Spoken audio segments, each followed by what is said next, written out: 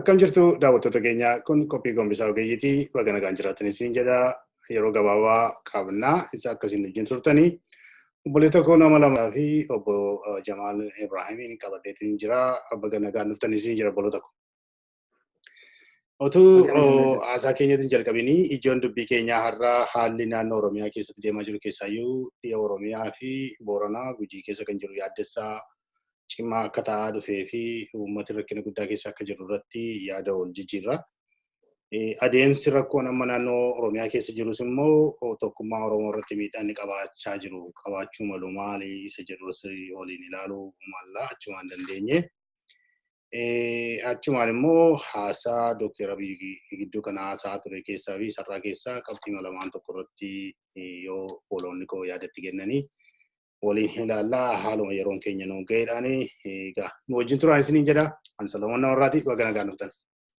Baga nagaan dhuftan.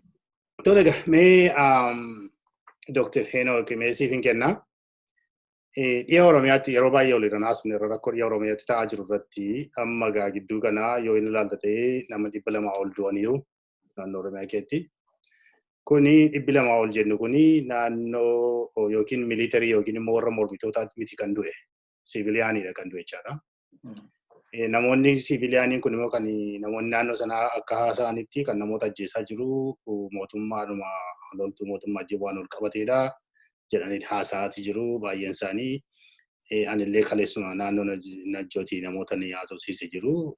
Achitti illee magaalaa keessatti illee naannoo nama 3 ajjeesanii yeroo sana biddaan gubuu fedhanii namni irratti yaa'ee irraa baasetu argamaa ture. Amma kana gara jabina akka isaan agarsiisa.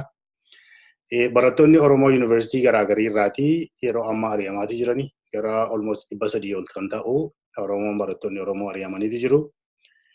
Hojjettoonni mootummaa keessaayyuu dhalootaan naannoo dhiyaa ta'anii yeroo ammaa kana kan oduun jiru warri kaan hojii irraa akka isaan ari'amaa jiranii. Warri kaan immoo bakkuma jiranitti doorsisaaf sodaachisa keessa akka isaan jiran yaaddoo garaagarii akka jiru agarsiisaa jirani. Ibsaan telefoonni yookiin intarneetii akka hin jirre konkolaataan illee akkasii achi hin deemne namni olii gad deebi'ee daldalachuu akka dadhabe agarsiisaa jira. Namni daldalatee waa tokko hojjechuu akka hin dandeenye kun hundumtuu kan inni agarsiisu haala hamaa keessa uummati sun akka inni jirudha jechaadha. Wanti nuti hamma haasofnu kana akka uummati jedhutti wanti xinnoodha jedhameetu kan inni haasa'amu maaliif information guutuudhaan hin bahu. Akka information kun immoo guutuudhaan hin baanee fi intarneetiin telefoonaan waan hundumarraa kutaniitii jiran uummata sanarra. Almost akkuma waan uummata sana dukkana keessa kaa'anii affeelaa jiranitti kan inni argamaa jiru namooti kan isaanii gabaasanii. Mee haala kana akkamitti ilaaltame baay'ee yaaddessaa ta'ee argamaa dhufeera. Argamuu ta'uu hin ta'in even baay'ee fagoo deemeera jechaadha. Mee akkamitti ilaaltame wanta ta'aa jiru kana? Haalli dhimma kaaste kun haala baay'ee nama gaddisiisu haa ta'uutii garuu kontekstiitti kennuun barbaachisaadha yookaan immoo akkaataa hubannoodhaaf ta'utti baakgiraawundii dudduuba isaa hubachuun barbaachisaadha. Wanti dhiya Oromiyaa irratti keessumatti ta'aa jiru naannoo Wallaggaatti wanti ta'aa jiru kan inni agarsiisu security failure yookaan immoo kufiinsa sirna nagaaf tasgabbii akkuma biyyoolessaatti mootummaan kun qabu kan inni agarsiisu. Kun simple human rights violation miti yookaan immoo sarbiinsa mirga namoomaa natti hin fakkaatu. It's beyond that. So security failure guddaatu jira. Kun immoo yeroo baay'ee biyyi tokko gara kollaapsiitti yookaan immoo gara kufiinsaatti akkuma biyyoolessaatti deemuudhaan dura sadarkaa adda addaatu jira. Sadarkaa adda addaa kana keessaa inni tokkoo fi inni baay'ee beekamaan tokko security crisis'idha. Security crisis'tu jira. Kun akkasitiin hubatama. Ajjeechaan sarbiinsi mirga namoomaa akkasumas immoo forced disappearance'n kun wanti inni agarsiisu tokkoffaa security failure anamasi tukkatti dabalatee jechuudha. Mootummaan kun mootummaa jijjiirama jennee kan nuyi abdiidhaan amaanaan uummata Oromoos, amaanaan saboota adda biroos itti kenname. Yeroo baay'ee mootummaa kana sappoortii goonee tumsinee maaliif mootummaan kun yookaan immoo bulchiinsi yookaan administreeshiniin muummicha ministeeraa Dr. Abiyyi successfully ta'uunsaa interestii keenya keessa jira yookaan immoo fedhii keenya, fedhii uummata Oromooti, fedhii uummatoota adda biraati. So mootummaa ce'umsaa, mootummaa jijjiiramaa, reformist jennee kan nuyi sappoortii gochaa turre kun karaa isaa yookaan immoo adeemsa isaa waan irraa maqe agarsiisa. So security failure duwwaatu hin taane jijjiiramni yookaan immoo adeemsi ce'umsaa kun karaa irraa maquu isaa agarsiisa. Sadaffaan immoo wanti inni agarsiisu haalli kun kan inni agarsiisu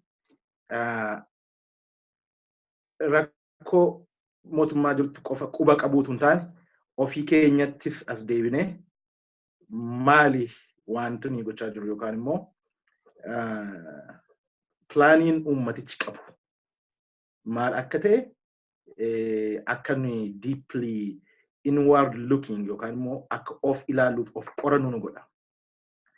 Gama organized politics itiin ta'u yookaan immoo siyaasa wal ijaaranii wal hundeessanii wal bu'uuressaniitiin haa ta'u yookaan immoo bulchiinsi mootummaa Dr. Abiyyi ammaa yoo max out yoo godhe yookaan immoo maximum limit irra yoo ga'e akkuma bara 2018 keessa bulchiinsi wayyaanee max out godhe plaaniin jiru maal? Amma electionii akka game changer itti ilaalaa turre electionii faa jiru kanaa garuu haala deemaa jiru kanaan namoota 200 ajjeesaa electionii wanta jiru hin jiru, filannoo wanta jiru hin jiru. Kanaan duraan personally argumentiin kaa'aa ture tokko waan barbaade yoo ta'u naamusa qabannee haga filannootti geenya. Filannoodhaan mootummaa kana hin barbaadnu yoo ta'e filannoodhaan mootummaa kana aangoorraa kaasnaa kan jedhu argumentii strong ta'e frame gochaa ture. I think election jechuun decent politics jechuudha yookaan immoo siyaasa naamusa qabeessa keessatti filannoon gaggeeffama.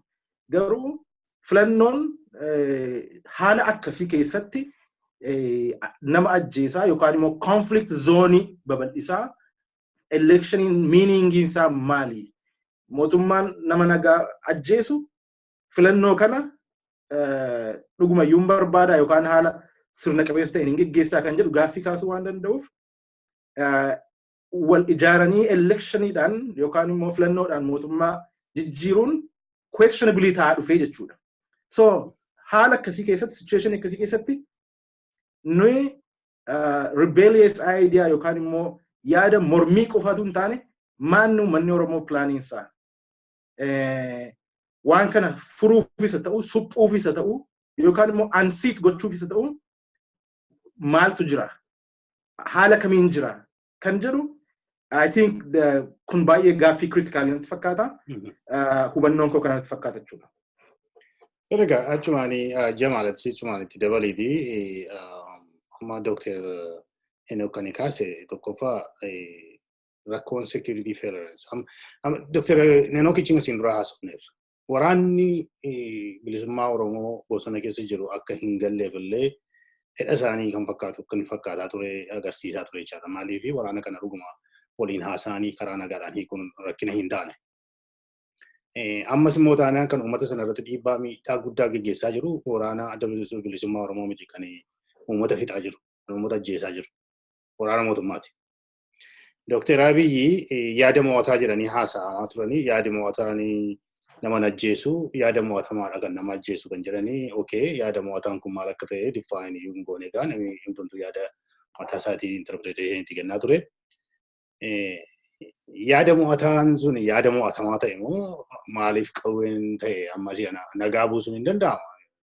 Ani Oromoodhaa obboloota gooti jedhamee yaada mataan waliin haasa'amuutu danda'amu uummata kana achi keessatti fixaa jiraachuuni. Ani karaa koo dhugaa soofannaa ta'ee amma kaleessa yeroo namatti haasa'u jechuudha.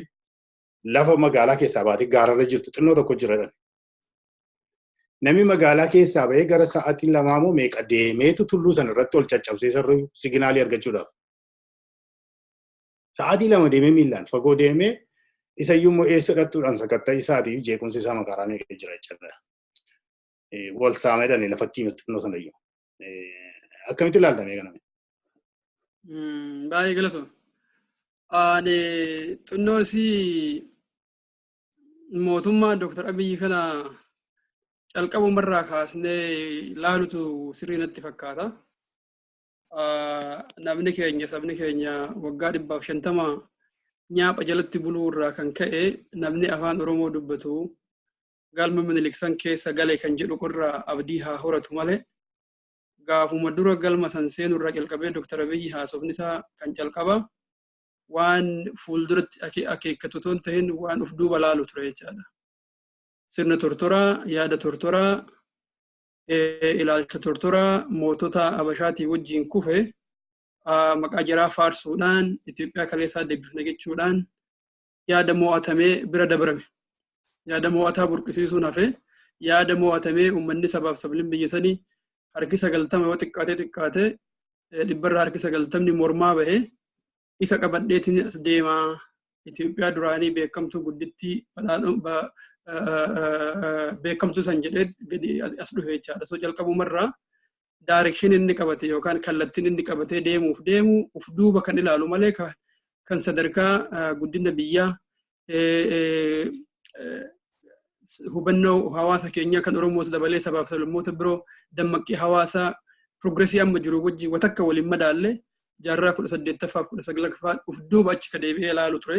So wanni sun rakkoo guddaa fide jalqabumarraayyuu hawaasota hundayyuu pilaatfoormii walqixaatiitti dirree walqixaatiitti yaada isaanii sabaa ummataa fidee amma bakka kanarra geenyee jirra amma asirraa garamitti fuulduratti hufna mootummoonni nu dura jiran hundumtuu nullee dabalatee shororkeessaa turree nutis aangoorra turuudhaaf nama ajjeesaa turree quba buqqisaa turree ija jaamsaa turree miila namarraa ciraa turree mootummaan keenya shororkeessaa ture erga jedhe kan isaan fuuldura jiru hundumtuu isaan caalaa shororkeessaa ta'uu barri isaan keessa jiraatanis bara duubatti hafaadhaa fi jarri warri bulchaa tures wallaalaa ta'uurraa kan ka'e nu caalaa shororkeessaa turan jedhee dhugaa jirtu lafa kaahee ammarraa jalqabee garuu shororkeessummaan akka hafu hojjanna jechuun dhiisee uf duuba deemina inni jedhu sun rakkoo guddaa akka uumuu danda'u haasawuma isaa ka gaafa dura jalqaba galma Minilikseen irraa jalqabee seenaa abbootii keenya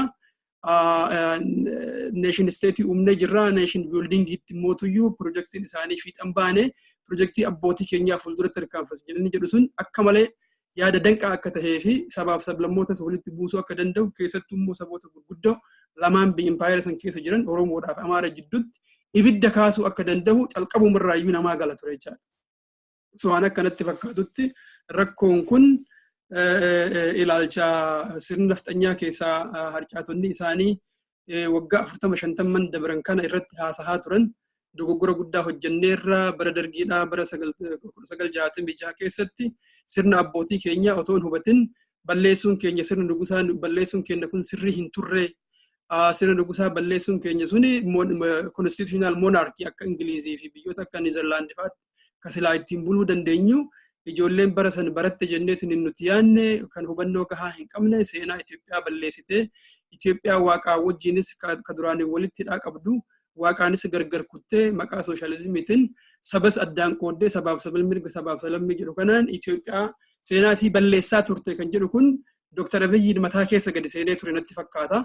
Agiteeshiniin sirna warra leellistoota ilaalcha kanaa qabu. Kanaaf gaafuma dhufu tokkoffaa Itoophiyaan illee egzaabeer agarnachi waan jedhu kanas dhaadannoo isaanii kana qabatee dhufe lammaffaa immoo abbootii keenya warra duraanii waan isaan ijaaranii hagamma asiin gahan kan warri waaqaa wajjiin wal dhabe jechaa warri sirna koominizimii bara dargii irraa kaasee hanga wayyaana iyyuu dhaqqabu warri isaanii wajji wal dhabe warra hojii seexanaa dalagu waan ta'eef nuti amma muudamnee dhufneerraa haawutiin teenna abbootiin keenya abjuu nu arganii turan kan jedhu poolisiin isaa kun calqabumarraa dogoggoraa waan tureef bakka poolisiin isaa sun imaammate immoo gahuudhaaf sabboonummaa hawaasota gurguddoodhaa keessattuu kan akka Oromoo kana balleessuudhaaf akeekkatee ka'uun isaa baay'ee ifaa ture jechaadha. Kanarraa kan ka'e caasaa empaayerittii nama qabdu kan federaalizimii kanas balleessuudhaaf karoorfatee akka deemaa ture.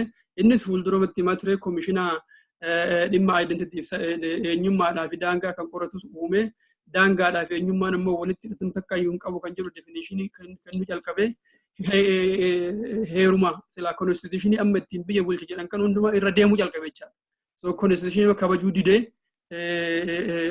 wanni koomishinanni ijaaree kun hundumtuu iyyuu waan silaa heera hin guunne achi immoo itti fufee komaandi poostii naannoo adda addaatti jalqaba Oromiyaarraa jalqabee Oromiyaarra silaa uummanni qabsaa'ee bilisummaa barbaadu otoo Oromoo ta'uu heeraan ala seeraan ala bakka takkattuu otoo hin labsamin uummatarra waraana labsuu jalqabe jechaadha. Oromiyaarraa immoo saboota biraati irrattis akkasuma babal'isaa dhufe. Jaarmoota yeroo duraatiif hanga tokko biyyatti galchinee irraa ammaan booda heerri shororkeessummaa hin jiru jedhe hundumayyuu takka takkaan facaasaa kaan walitti gargalchaa kaan immoo walii gallee irra jaarmaa tokko taana jedhee itti fakkeessee warra akka ODF fa'aa lafarraa dhabamsiisee warra kaawwan ammoo tuyyuu ufitti qabee OPDO tahaa jedhee kanuma biyya alaa gale kana walitti gargalchee akka isaan walitti bu'an taasisuudhaaf baay'ee yaale. So adeemsi isaa kun hundi wanti namatti agarsiisu calqabumarraayyuu there was no any genuinity. Warra jaarmoota siyaasaa kana hundumayyuu balleessuudhaaf tooftaadhaan balleessuudhaaf akka inni hojjetaa ture mul'isa.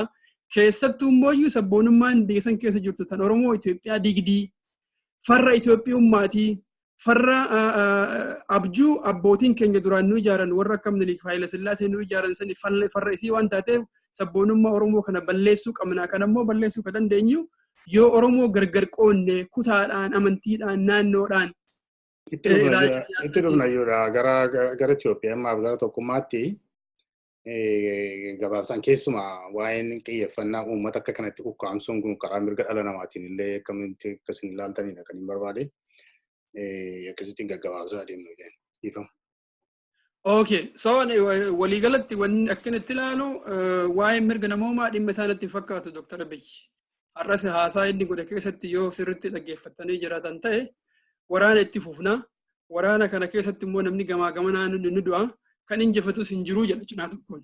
Inni immoo achi siqee Itoophiyaatti balazigaalech badil እንደምናጠናቅቅ ይሄን ጦርነት ምንም ጥርጥር የሌለም jedha. Namichi waanuma godhaa jiruyyuu ofiisaatuyyuu waan dubbataa jirus consistency waan hin qabneef waadaa mataa isaa keessa abduu galesan ummata fixuu irratti ummata ajjeesuu irratti ummata ni moona jedhee deemaa jira malee waan biraa karoora biraa waan qabu fakkaatu. In fact wanni ummata fixaa jiruuf immoo waan akkanaa galutti humna waraanaa kan naannoo san sosso'u kan cunqursaa didee woboo jechaadha. Humna woboodha kan naannoo sanitti sosso'u balleessuudhaaf ummata balleessuun irra jira. Yoo garba isaa kana gogsine qurxummiin achi keessa jirtu ni gogdi. Kan jedhuun adeemsa saniin namaa fi bosonallee otoo nafin uumama qabeenyaallee otoo nafin gubuudhaaf karoora sanii waan deemaa jiru natti fakkaata. Talaga. Dr. Henok waan inni kaaftee turte masla waa'ee tokkummaa Oromoo irratti. Oromoon mootummaa qobotuun ta'ini ofii keenyatti koo qabuu qabna isa jennudha. Dhugaadha ofitti koo qabuun nu barbaachisa jechaadha. Tokkummaan keenya utuu jiraatee utuu waliin dhaabbatanii waliin hojjetanii baay'ee barbaachisaadha. Utuu akkas ta'eeti diina dura dhaabbachuu dandeessa. Kun sirriidha. Ilaaluunis barbaachisaadha. Akka tokkoof sakatta'uu irratti dadhabiinsa ofii. Amma adeemsi amma jiru kuni keessumaayyuu tokkummaa Oromoo wanta qormaata guddaarraan ga'ee fakkaataa dhufeera. Namooti yeroo haasa'an irratti. Maaliif amma namni tokko komee kaasuu meerree dhiyoo Oromiyaatti yeroo namni du'u maaliif iddoon kan biraan callisee ta'a dhaaboleen siyaasaa eessa jiru aktivistoonni Oromoo eessa jiru keessaayyuu amma ijoollee biyyaarraa namootarraa bilbileen dhaggeeffadhaa.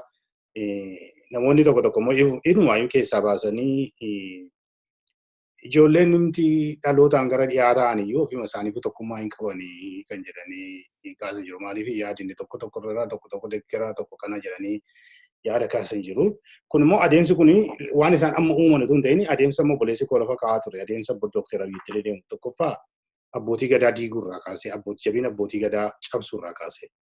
Inni ilaaltee amma abbootiin gadaa almost hin jiran iyyuu jechuu dandeenya sagalee isaanii nageessu. Dhaabboleen siyaasaa kan biraa tokko jiru tokko fidanii bakkee sana walirratti bittiluun isa kaan immoo diiguun sanyii akka ODF fa'aa waldoota amantootaa keessallee amma rakkinni guddaan akka inni jiru biyya keessaa oduun jira. Kun immoo falaasama siyaasaa kan biraa madammar inni jedhu sunillee utuu sirni gadaa jiru sirna gadaatiin Oromoon utuu waliin jiraachaa jiru sana fiduu mataansaa artistoota gidduutti garaagarummaa uumuun kuni haa ta'u jedhamee tokkummaa Oromoo jeequudhaaf waan deemu fakkaataa kan jedhanii komentii godhan jiru. Akkamitti ilaala? Disagreeing godhu itti waliin nabu kuni maaliif godha Dr. Abiyyi kana jedhee gaafachuun si barbaadu maaliif nama siyaasaati bulchuufiif akka ta'utti mo'uuf akka ta'utti barcuma filannoo gaggeeffame argachuuf akka ta'utti yookaan jaarmaya siyaasaa uummati kun sappoortii godhu duratti maqaa balleessuuf yookaan immoo jaarmeessuun konstituensi isaa akka dhabuuf kan inni godhe ta'a. Rakkoon nuyi qabnu namoota siyaasaati yookaan hooggantoota siyaasaati. Keessumatti immoo muummichi ministeeraa dhalatee kan guddate ekspiriyaansiin isaa muuxannoo muummichi ministeeraa kanaan duraanii Mallas Zeenaawiti. Goostii yookaan immoo haasaan isaallee akkaataan itti gorora liqimsurraa kaanee yoo ilaalle paarlaamaa keessatti completely it's highly influenced by Mallas. Yeroo baay'ee kun diteelii hamma sana yoo ilaalle jechuudha. Kanaaf muummichi ministeeraa nama gaarii ta'uu danda'a, Oromoo tokko jennee fudhachuu dandeenya, yookaan Oromoo mitachuu danda'u, yookaan immoo mitachuu danda'u, but that's not the issue. Uummanni Oromoo akka disintegrated ta'u, yookaan dargaggoon Oromoo akka disintegrated ta'u barbaada. Maaliif barbaada kan jedhu, I'm not surprised. Kun surprising nan godhu. Kan baay'ee surprising nan godhu, uummatichi more integrated akka ta'uuf, rakkoon Wallaggaa keessatti gaafa mul'atu, qeerroon Harar, qeerroon Arsii, qeerroon Baalee fi qeerroon Salaalee wal duukaa ka'uu danda'utu irra jira. Maaliif yeroo Finfinnee gurguramuudhaaf wayyaaneen Finfinnee gurguruuf kaatetti qeerroon Dodolaa yookaan immoo qeerroon Mandii yookaan qeerroon Damdooloo takkaa kan Finfinnee dhaqee hin beekne Finfinneen handhuura keenyaa jedhee kan falmaa ture kan du'aa ture. Finfinnee irraa lafa waan qabuuf utuu hin taane yookaan fira maatii waan qabuuf utuu hin taane Finfinneen handhuura Oromooti kan Oromoo tuulamaa qofatu hin taane kan Oromoo hundumaati. Akkuma Finfinneen kan Oromoo hundumaa akka ta'e Damdooloonis kan uummata Oromoo hundumaati. Dodolaanis Baaleenis kan Oromoo hundaati. So haalli amma jiru kan surprise na godhu uummatichi yaada tokkoof hafuura tokkoon dhaabachuu dadhabuun hammam tokkummaa Oromoo jennee nuyi dubbannu gara fuulduraatti steeppii hedduu akka qabu nutti mul'isaa jechuudha. Kun kana gara biraan muummicha ministeeraa wanajjaluun gaarii natti hin fakkaatu. Wanajjaluun gaarii natti hin fakkaatu gaafa hin jedhu yookaan immoo yakkuun gaarii miti gaafa hin jedhu inni siyaasa isaa gaggeeffachaa jira. Uummata Oromoo waan dhosse hin qabu. Waan haalis hin qabu. Waan sobes hin qabu. Nuumatu garaa bal'ifatee fuulduratti influensii goonaa yookaan harka micciirra jennee duukaa yaane duukaa hiriirre malee maal akka ta'e visionii maalii yookaan immoo mul'ata maalii akka qabu guyyaa jalqabaarraa kaasee dubbateera nama siyaasaati. That is right. He is a politician. Uummanni Oromoo muummicha ministeeraa kana nu godhee sana nu godheetu hin taane maal gochuu qabna kan jedhu of gaafachuudha gaaffiin. Amma rakkina kan ta'e ifamaa isaanii linkeedha. Kan namoonni jedhan amma fakkeenyaaf Dr. Henokii namoota Prime Ministerii goote Oromoo kee ararate jechaadha yookiin Jamaaliini. Namoonni kan isaan komee guddaa kan ta'u namni kun ana Oromoo kee aanna ladhee Oromoodha jennaan asiin dura rakkina Oromoon achirra hin jirree waggaa 27 guutuu miidhame rakkoo Oromoo siyaasa dura silaa rakkoo Oromoo dursuutu irra jira ture. Ija siyaasaa qofaadhaan ilaaluu utuu hin taane from moral background ilaaluun illee barbaachisaadha kan jedhaniiti. I understand nati jettu amma fakkeenyaaf namni tokko mootummaan inni hojii isaa hojjeta dura dhaabbachuun immoo kan keenyaadha gaaffii nuti galeera waan nati jettu. Garuu ijaaramnee immoo lakki kun sirrii miti jechuun tokko kan keenyaa falmu ifi yeroo Tigireellee akkasuma jechaadha. Tigireen hojii isaanii hojjetu falmachuun immoo dirqama keenya jechaadha. Akkasitti ilaaluu dandeenya. Inni kun garuu Oromoodha. Ilma Oromoo ta'ee anoo Itoophiyaa bulcha. Garuu Itoophiyaa utuma bulchu immoo Oromoo keessatti gara jabinni akkasii maaliif dhufa kan jedhan irraa kan fakkaatu. Namni kun eenyu akka ta'e ilaaluun barbaachisaadha. Tokkoffaa Oromoo projektii yookaan immoo siyaasa Oromoo akkamittiin ilaala kan jedhu hubachuun barbaachisaa natti fakkaata. I think hammuma yeroon darbe Oromoo irraa fagaachaa waan dhufe natti fakkaata. Uummanni Oromoos irraa fagaachaa dhufanii innis uummata Oromoo irraa fagaachaa dhufe. So kana booda uummata Oromoo akka constituency isaatti yookaan immoo akka ka'umsa isaatti waan ilaalaa jiru natti fakkaatu. So sababa kanaatiif Oromoo keessaa dhalachuunsaa yookaan immoo afaan Oromoo dubbachuunsaa yookaan immoo seenaaf aadaa Oromootiin guddachuunsaa Oromoota gochuu dhiisuu danda'a. Oromoo ta'uu dhiisuunsaas rakkina miti.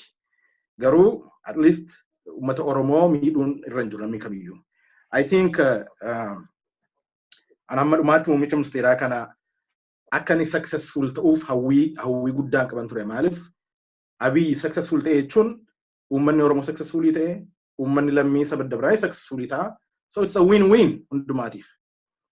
I have a question, Doctor. Inni ammayyuu unsuccessfully waan ofii barbaade gochaa jira. Successii ati baantuu fi kiyya adda addaa yoo jedhaa jiraate akkamitti ilaalte suma kana?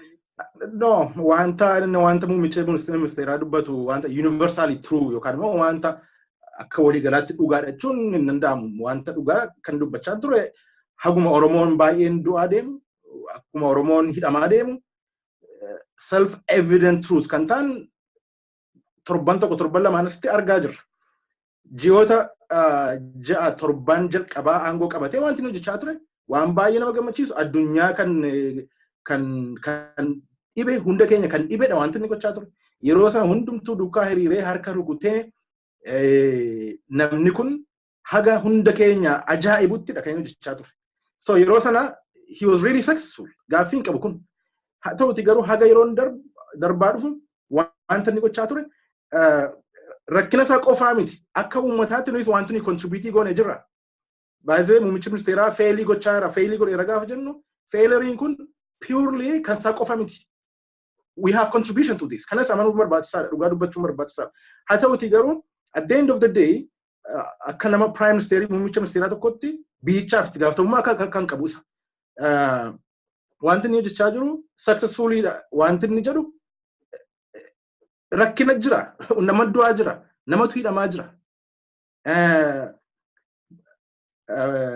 Military force inni leadii godhu tu uummata fixaa jira. Eengadda guyyaa 3-4 dura obbolaa lamaan ijoollee durbii Baqqalaa Garbaa balbala duratti mana duratti ajjeesanii ijoolleen kun illee akka isaan hin awwaalamneef dhorke jechuudha. Raayyaan ittisa biyyaa kun rakkina. Kun ajjechaadha. So as keessatti successiin muummichi ministeeraa baanu ajjechaa fidaadhaan yoo ta'e yaa sanaan successfulidha. So kana kaasuun baay'ee barbaachisaa natti fakkaata. Inni lammaffaan immoo waa'ee ajjechaa fidaaf darara haa dhiisnu. Dargaggoo Oromoo waggaa arfan darbe gaafa Oromoo protesting gaggeeffamaa ture gaaffiin adda dureen waa'ee Addis Ababa master plan yoo ta'u malee Addis Ababa master planiin symptomidha yookaan immoo indication rakkoo siyaasaa biyya sanaatti. Rakkoo bu'uuraa miti Addis Ababa master planiin. Rakkoon bu'uuraa waa'ee eenyummaa fi waa'ee aadaa akkuma jirutti ta'ee jechuudha. Gaaffiin eenyummaa uummanni Oromoo gaafatu akkuma jirutti ta'ee dargaggoon Oromoo kan barate kan hin baranne abdii jireenyaa hin qabu. Hojii hin argatu. Biyya sana keessatti akkaataa itti wealthiin yookaan qabeenyi distributed ta'u yookaan itti hiramu loyalty fi amanamummaa ati dantaa siyaasaa yookaan immoo jaarmaa siyaasaa biyya sana wajjin qabdu irratti hundaa'eeti. Har'a mee hadiisnu dargaggoon biyya sana keessa jiru kan Oromoos haa ta'u kan Oromoos hin taane abdii isaan hojii argachuu abdii horachuu maatii godhatanii bor family create godhanii jiraachuu wanti muummichi ministeeraa kun lafa kaa'u prosperity party yookaan immoo party badhaadhinaa jechuudhaan propaganda document qopheessuudhaan kan hafe wanti measurable ta'u wanti lafa jiru maaltu jira kan jedhu yoo laalle gaaffii guddaadha kan nuyi kaasu kunis hin jiru. So isa kanaatiif waa'ee ajjechaa fidhaa sana waa'ee mirga namoomaa waa'ee security dhiisne economically auditii hagoonu diinagdeedhaan auditii hagoonu. Policy yookaan immoo tarsiimoo diinagdee irratti hundaa'ee muummichi ministeeraa waggaa tokko fuulakkaan asitti implementii godhee auditii yoo goone employment ratein yookaan immoo percentagein ijoolleen dargaggoon hojii argattee meeqa yoo jenne kanaan duraarraa waan dabale natti fakkaatu yoo ilaalle jechuudha.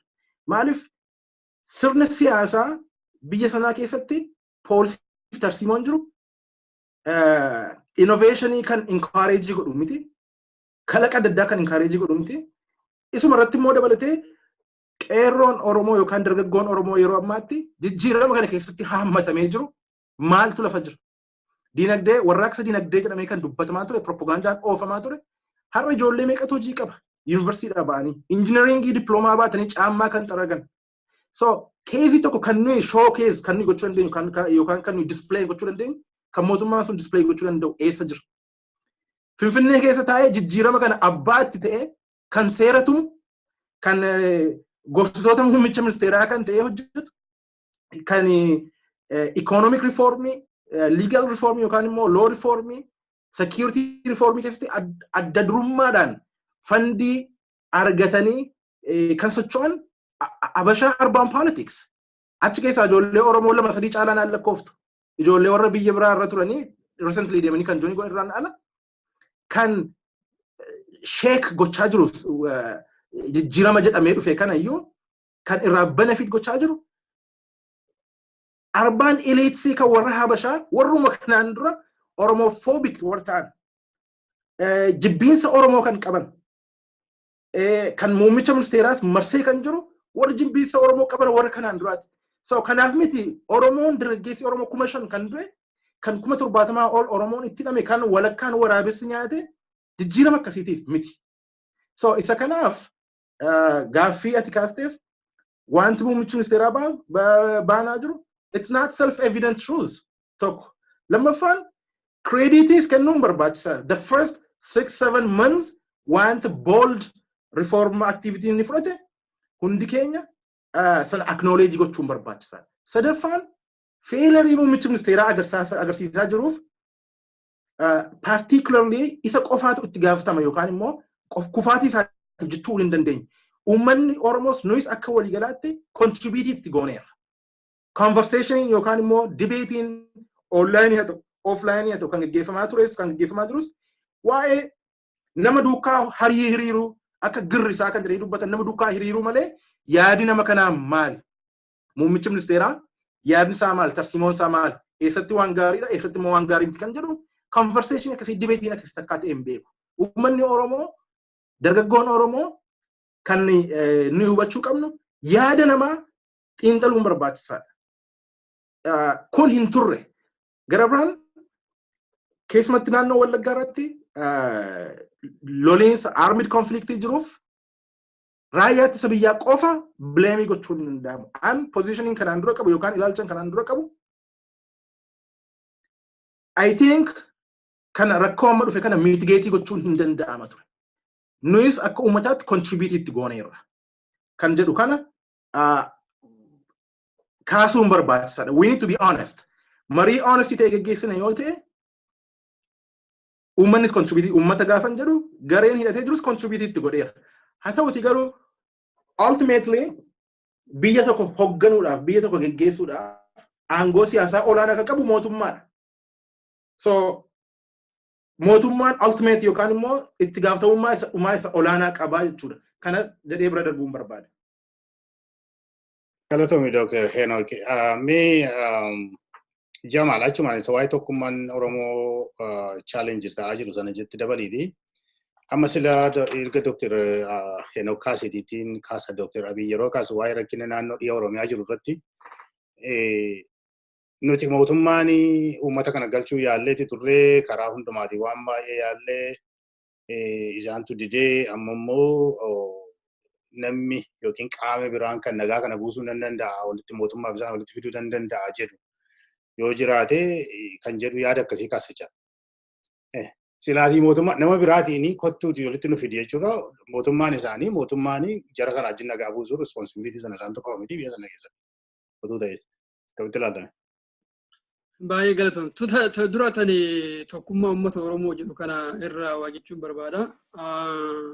Ani haga hubannoo kiyyaatitti tokkummaan uummata Oromoo waan waggaa 50-60 dura turterra har'a akka caaltu shakkiin takka hin jiru. Garuu otoo chaalenjiin ta'in immoo bakka irraa kan hin geenye. Akkuma har'aa kana chaalenjii taatee jirti. Fakkeenya gurguddaa kaasuun ni danda'ama. Baroota 70 fi uumama keessa gaafa Somaaleedhaa fi Itoophiyaan walitti wal loltu jedhamu naannoo Baaleetii fi naannoo Harargee Gujii Boorana dabalatee uummattoonni kunniin daangaa Somaalee irraa waan jiraniif harki caalaan isaanii mootuu amantii musliimaa waan hordofaniif biyya Itoophiyaa kutanii Somaalitti kennuudhaaf jedhamee uummanni tumamaatuma ture. Gaafsanis Oromoo Somaalee taasisuu hin dandeenye sobaaf propagaandaadhaaf garuu mootummaan itti fayyadameera. Wal qoodinsa Oromoo kana qooduudhaaf mootummaan Itoophiyaa waan inni hin godhin hin jiru. Amantiidhaan Islaamaa fi Kiristaana walitti buusuudhaaf fakkeenyaaf naannoo akka Baalee Harargee akkuma duratti isinii kaase kana Oromoonni naannoo Tuulamaa dhiibbaa mootummaan cunqursaan Amaaraa waggaa 100 caalaa irratti godhuun Finfinnee fi naannoo isaaniirraa kan buqqa'e kun biyya isaanii keessa Baalee Harargee Gujii Booranaa bakki naannoo kan hundatti qophataa turan waan amantiin hawaasota naannoo duraan turee fi naannoo san jiru amantiin adda adda ta'eef mootummaan uummata keenya walitti buusuudhaaf amantii ortodoksii warra hordofanii fi amantii islaamaa waan jedhu kanaan wanni walitti buusuu inni yaalin hin jiru. Oromoon akka dhiiga wal buusuu fi gargar diina tahee jiraatu jechaadha. So namoonni akka Magarsaa Barii fakkeenyaa fi gootota Oromoo keessaa warri dhalatan adeemsa mootummaa sanii fashalsanii dhiiga isaaniitiin amantiidhaan gargar bahuu hin dandeenyu saba tokko uummata tokko jedhanii warri amantii musliimaatiif kiristaanaa hordofanis shira mootummaa Itoophiyaa hundumaa diiganii balleessanii seenaa guddaa barreessanii tokkummaa Oromoo dhiiga isaaniitiin lafa isaaniitiin labsanii bira dabraniiru. Har'as mootummaan Dr. Abiyyis uummata Oromoo gargar baasee Gujii fi Booranaa fi Wallaggaan yookaan immoo naannoo birootii irratti xiyyeeffadhee Oromoo gargar baasee hin tumoo jedhe uumama takka itti milkaa'uu hin danda'u. Maalummaa isaa qofa nuus saaxila malee. Yaadni isaa kun haarawaa miti. Yaada amma duras yaalamaa ture. Yaalamees yaada fashalee. Amma mootuyyuu isolately agartee Wallaggaan kophatti baasee Wallaggaan kophaa tumee yookaan Gujii kophatti baasee kophaa tumee Oromoon kun irraa hafanii ani mootuu isaan erga caccabsee booda kaan biraatti deebi'a jedhee karoorin deemuun kun watakka illee milkaa'uu hin danda'u. In fact akka nuti karaa dogoggoraa san irratti contributing goone sodaa guddaan qabaanne maaliifi mootummichi wanni barbaadu akka namni naannoo Wallaggaa jiru baay'ee sensitive tahee yookaan immoo naannoo Gujii jiru sensitive tahee Oromoonni biroo akka waan isa gataniitti yoo kan ilaalan tahe successful ta'e jechaadha mootummichi. Maaliifi warra kanneen addaan kutee koowwan irraa hafe waan jedhu kanatti inni gammachuu isaati jechaadha akkas ta'e. So that is not the thing inni kun ta'uu hin deemu. Maaliifi akkuma amma dhiyeenya kan agartan ijoolleen dargaggoodha already uummata keenyaaf falmachuu jalqabanii jiran. Mootummaan haga isaa danda'ameen artistoota irraa calqabee akkuma duratti jettee warra siyaasaa irraa calqabee warra daldalu irraa calqabee abbootii gadaa irraa calqabee nama hundumayyuu Oromoon haga danda'ameen akka inni gargar qoodamuu baay'ee yaaleera. An akka fakkeenya guddaatti nama Oromootiif yeroo baay'ee wanni ani akeeku naannoo Ambooti.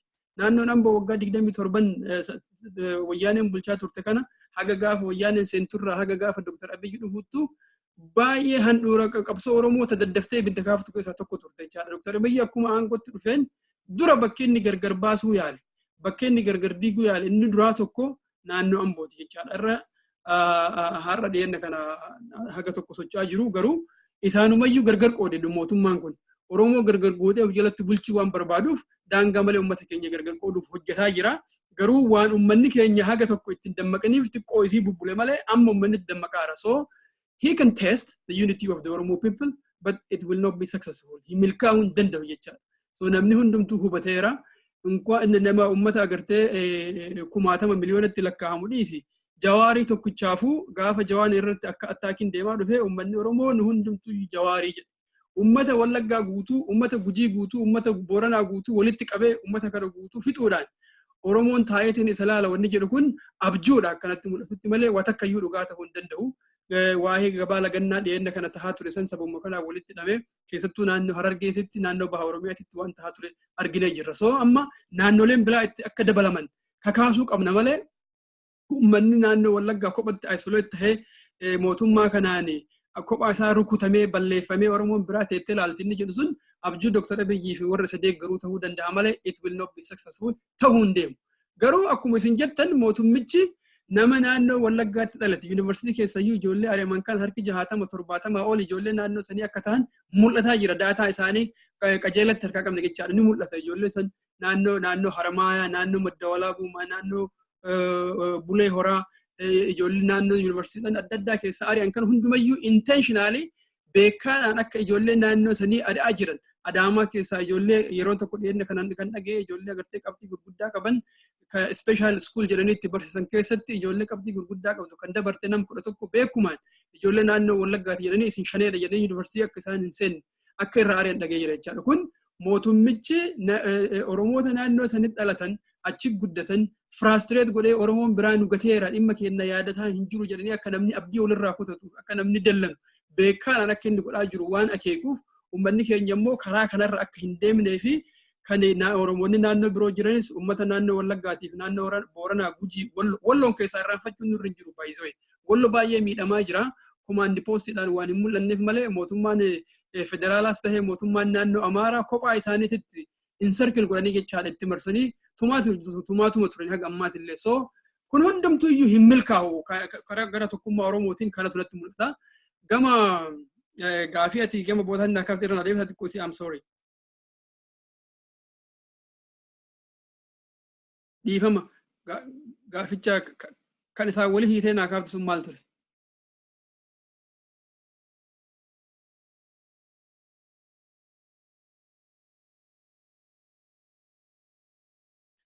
Miti gootee irtaa obbo Solomoon.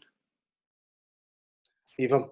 Kan hin jedhee isaa wajjin walitti qabatee naannoo garaagariitti uummati akka kanatti gargar qoodamee akka inni ilaalamu kan akkamitti ilaaluu qabna isa jedhudha kan inni waan gatu. Tokko gama mootummaatiin imaammanni inni hordofu kun akka hin milkaa'u lammaffaan mootuu kawaayee nagaati kati kaaftee yaadadheera. Yoo humni naannoo sanitti soso'u kun karaa nagaa akka barbaadu taate karaa nagaatti yoo xumuranne filannaa kan jedhu har'as paarlaamaa irratti dubbataa ture. Garuu mootuyyuu yoo humni naannoo san keessa jiru karaa nagaa hin filanne ta'e mootummaan lama kan hidhate biyya keessa jiraachuu waan hin dandeenyeef mootummaan seera qabeessi seera qabeessa godheeti gaa. Mootummaan seera qabeessi warra seera mootummaa seeraa hin tahin humnaan dhoofnee rukunneef jalatti galchuun irra jira waan jedhu kana paarlaamaa keessatti dubbataa ture. Garuu immoo histirii irrumaan madabarre kana waggaa tokkoof walakkaa kana keessatti waan dabre dheengadda gaaf tokko guyyaa tokko nam sadi bakka takkatti affeeranii ONN irratti obbo Baqqalaa Garbaa obbo Taayyee Danda'a akkasumas immoo tuyyuu obbo I think dubbata ABO obbo Abdataan fakkaataa isaan achirratti affeeramanii turanii so obbo Baqqalaa Garbaa warra agartee araara kana keessatti hirmaatanii fi warra wobboonis galuu qaba jedheetiin yeroo sanitti baay'ee hojjetaa ture keessaa tokko in fact komiin hawaasa keenyarraa itti ka'aa ture. Maaliif otoo mootummaan kun maalummaa isaatuun beekamin maal akka inni fedhe yoo beekin woboo irraa Oromoo irraa qawwee hiikuudhaaf tattaafachuun sirriin miti jedhees baay'ee kiristaayizii irra taa'aa ture keessaa tokko obbo Baqqalaan. Obbo Baqqalaan faatu iyyuu haga isaaniif dandahameen karaa nagaatiin dhummi kun akka furamu tattaafatanillee mootummaan gama isaatiin fedhii akka hin qabne. In fact bakka isaan deemanii waraana dubbisuudhaaf barbaadanutti konkolaataa iyyuu kennuu fi akka fedhiin qabaatin namoota dhimma kanarratti hojjetanii fi torban lama keessatti waanuma birrii Itoophiyaa 2,000 hoteelaaf nyaataaf dhugaatiidhaaf akka kennaniif kun hundumtuu akka gahaa hin tahinii fi mootummaan ammoo fedhii waan hin qabneef jara alatti dhiibuu akka fedhii waan qabu qabaachuu isaa warra ammootu harka kenne warra kaampitti galees akka summii nyaachisan dhaqanii immoo isaan akka laalu amma yeroo haasa'u sanarratti akka waan fedhii qabu akka waan nagaadhaan waliin haasa'anii nagaan fedhii qabu qaami biraanii nagaa buusuu nu gidduutti nagaa buusuu danda'u yoo jiraate jedhee nama biraatti haasa'a. Garuu silaati mootummaadha risoorsii kan qabu isa kan silaa nama bobbaasee jara sana achi naasee nagaa buusuun irra maaliif fedhii akka hin qabne agarsiisa. Karaa tokko waan fedhii qaban fakkaata. Karaa tokko immoo waan fedhii hin qabaanne fakkaata. Nama biraanatu godhe jedhamee nama biraatti geessuun waan fedhii hin qabne fakkaata karaa tokkoon akkamitti ilaaltu dhiisuma. Isuman lakkaa'aa jira beeki ragaa obbo Baqqalaan ragaa itti bahee jira maaliif warra koree teeknikaa yeroo san manguddummaa keessa jaarsummaa keessa ture waan ta'eef mootummichi akka fedhii hin qabne takkaan listi godheetiin ragaa bahee jira. Achiin booda mootuu abbootii gadaa saduu akkuma duratti jette san ni diigan. Maaliif abbootiin gadaa nagaa uumuu keessatti roolii guddaa qabaataa turanii dura ololli itti calqabe obbo Bayyana Sanbatooti. Obbo Bayyana Sanbatoo shaneedhaan wajjin firaa galgalaa ganama waajjira isaanii oolaa daawudii wajjin oolaa waan jedhu kana otoo isa aangoo irraa shiraan hin kaasin turayyuu olola irratti oofaa akka turan quba qabna jechaadha. So mootummichi waan nagaa hin barbaanneef warra koree teeknikaan kan islaamaa guddummaadhaan deemaa ture sanillee ka danda'e keessaa mallaqaan bituudhaan. Kaan immoo tuyyuu kan biraa jalatti ijaaree abbootii gadaa sanillee gamtaa haaraa ijaaruudhaan warra ofii isaatii akkuma dabballoota isaatiitti ergatu qofaan jijjiiree jira. So mootummichi walumaa galatti fedhii nagaa karaa nagaatiin furuu waan hin qabneef humnatti fayyadamuudhaaf waan fedhii qabaataa tureef akka nageenyi boora'u. Dhimma siyaasaadhaa gama security akka duratti Dr. Henok kaase sanatti dhimma siyaasaadhaa furmaanni isaa akka siyaasaadhaan ta'uu qabu kan negotiationiidhaan haasa'an ta'uu qabu gama dhimma nagahaatti dhimma tika nagahaatitti deebisee qawweedhaan nuti irra caalaa roopilaa qabnaa taankii qabnaa risoorsii gahaa qabnaa kanaafuu yeroo kunnee balleessina wanni jedhu kun akka mataa hawaasa isaa keessa akka mataa isaa keessa ture ragaan qabatamaan kan amma godhaa jiru kana jechaadha. So mootummaan kun of tuulummaadhaan nuti waan hundumaaduu waan isaan caalluuf caccabsinee of jalatti galchuu dandeenya. In fact akka inni har'a jedhettis caccabsinee of jalatti galchinee Itoophiyaan ከብልጽግና የሚያቆማት ነገር የለም በድል እናጠናቅቀዋለን jedhee har'as dhaadannoo dhageessaa ture jechaadha. So mootummichi fedhii takkayyuu hin qabu humni sadaffaa duraanuu jara jidduu turee jira. Akka aadaatittis akka silaa uummanni keenya hawwuttis fedhii waan hin qabneef wanni sun fashalee fakkeessuudhaaf qofa ummata keenyatti fakkeessuuf addunyaa sossobuudhaaf kana godha malee inni akka barbaadaa jirutti waggaa 50-60 bulchuuf deemnaa waggaa 10 dhufu kana mootu dinagdeedhaan akka biyya guddifna kan jedhu dhaadessaa waan jiru humnumatti fayyadamee waan hundumaa saamichaan aangoo irra turuu barbaada karoorri isaa kanuma nagaan barbaada. Okay, Ifa, Dr. Rahim, okay. Sila waan tokko kaas, the key point. Bara 1992-93 yeroo ce'umsaa ba'anii hooggantoota yeroo sana turan keessumaayyuu obboleen Coolataa afaan namni yeroo baay'ee bileemii gochaa ture jechaadha. Asitti namoonni baay'een garratti rakkina waggaa 27 ta'ee fi waraana bosona gashuuni kaampiitti naquun rakkina kana fidee jedhanii amma naa bileemii godhan jiru jechaadha. Dhugaa ta'uuf saba ta'uu isaan mootu beekaa isaan yeroo baay'ee ana qophaa miti jedhanii dubbataniiru. Amma immoo kana xiqqaastee silumaa dibeetii gochuurra mootummaa kana hundumti keenya warra aktivistoonni warra ammoo hunduma keenya dabalatee jechaadha. Warra biyyatti galees dabalate. Qeerroon qabsoo Oromoon asiin kiri kana tasgabbeessuudhaan mootummaa kana akka isaan mootummaan kun akka kotteensaa lafatti qabaatu dhuguma abdii qabaachuudhaani Abiyyi Oromoodha lammaanfaa Oromoodha jijjiiramaa fidu kan jedhudha jechuudha. Garuu immoo teessee innaa ilaaltu immoo haala amma Dr. Abiyyitti adeemu kanaan keessumaa Oromoo dhiisee gara warra Bashaatti achi deebi'uun sanaani waggaa 27 guutuus Dr. Abiyyi waan har'a lafa dhalate miti. Oromoo miidhaa turan keessaa isa tokko ture. Dhugaa dubbachuuf ennaa ta'e ani OPDO'n waggaa 27 wayyaanee wajjin turte wayyaanee miti kan hin bileemii godhan OPDO'dha harka caalaa 100%. Otuu isaanii jiran ta'ee karaa isheen dabartee Dambidooloo irratti hin jiru wayyaanee karaa isaan dabaranii dandinachuudha kan hin jiranii. Karaa isaan dabaranii Dirdaawaa iddoo kan biraadha kan hin jiran otoo OPDO'n hin jiran ta'e. Amma immoo warra aktivistoota sababuma warra aktivistoota keenya uummata keenya dargaggeessuu qeerroo dargaggeessuu sadarkaa kanarraan ka'ees geenye jechaadha. Yeroo sanas gowwoomne ammas gowwoomne inni kunis akka kanatti yeroo isaan nu gowwoomsanii maal Oromoon waan tokko yeroo uumamu silaatii muuxannoo irraa argattee baratteetu eeggannaa godhachuun sirra hin jiru akkamittiin amma kana gowwoomne irraa amma immoo gara fuulduraatti akkamittiin waan kana irraa barannee eeggannoo godhachuu qabna ta'e yaada. Jalqaba garaagarummaan bara 1991-92 fi amma jiru maal akka ta'e lafa kaawwatu nurra jiranitti fakkaata. Bara 1991 yookaan 92 Oromoon yookaan immoo waraanni bilisummaa Oromoo hiikkachuun yookaan immoo hooggantoonni adda bilisummaa Oromoo chaartara sana dhiisanii biyya ba'uun dogoggora guddaa ture. Ituu biyya keessa turanii uummanni Oromoo mobilaayizii gochuu danda'anii wayyaanee wajjin koqqee wal qabanii yookaan fuulaa fuulatti wal qabanii gar tokkotti ce'uun hin danda'ama ture. Dogoggorri yeroo sana kanatti fakkaata. Amma immoo dogoggorri uumamaa jiru in fact dogoggorri uumamaa jiru yeroo ammaa the opposite yookaan immoo taqaaraanii yeroo bara 1991 jedhanii yaada. Bara 1991 waraanni Oromoo hiikkachuun rakkoo ture. Amma immoo Oromoon hidhachuun rakkoodha jedhanii ilaalan. Maaliif haalli jiru adda adda. Yeroo darbe kanaan dura darbe kaaseeraan. Mootummaa Dr. Abiyyi yookaan immoo bulchiinsa Dr. Abiyyiin kan sodaachisu sodaa guddaa kan ta'e jaarmaa akkamiiti? Jaarmaa hidhatee socho'u immoo jaarmaa wal ijaaree Oromummaa isaatiin boonee wal ijaaree gubbaadha amma godaatti jaarmaa of qopheessutu sodaadha. Jennee ilaalle kan hidhatee jiru caalaa kan of ijaaree akka jaarmaatti of qopheessitu muummicha ministeeraatiif sodaa guddaadha. Existential threat kan ta'e hidhachuu caalaa filannoo of ijaaranii from coast to coast jechuudha. Sanadha kan muummicha ministeeraa sodaachisaa jiru. Kana gochuun dhiisuun keenya miila tokko Oromoon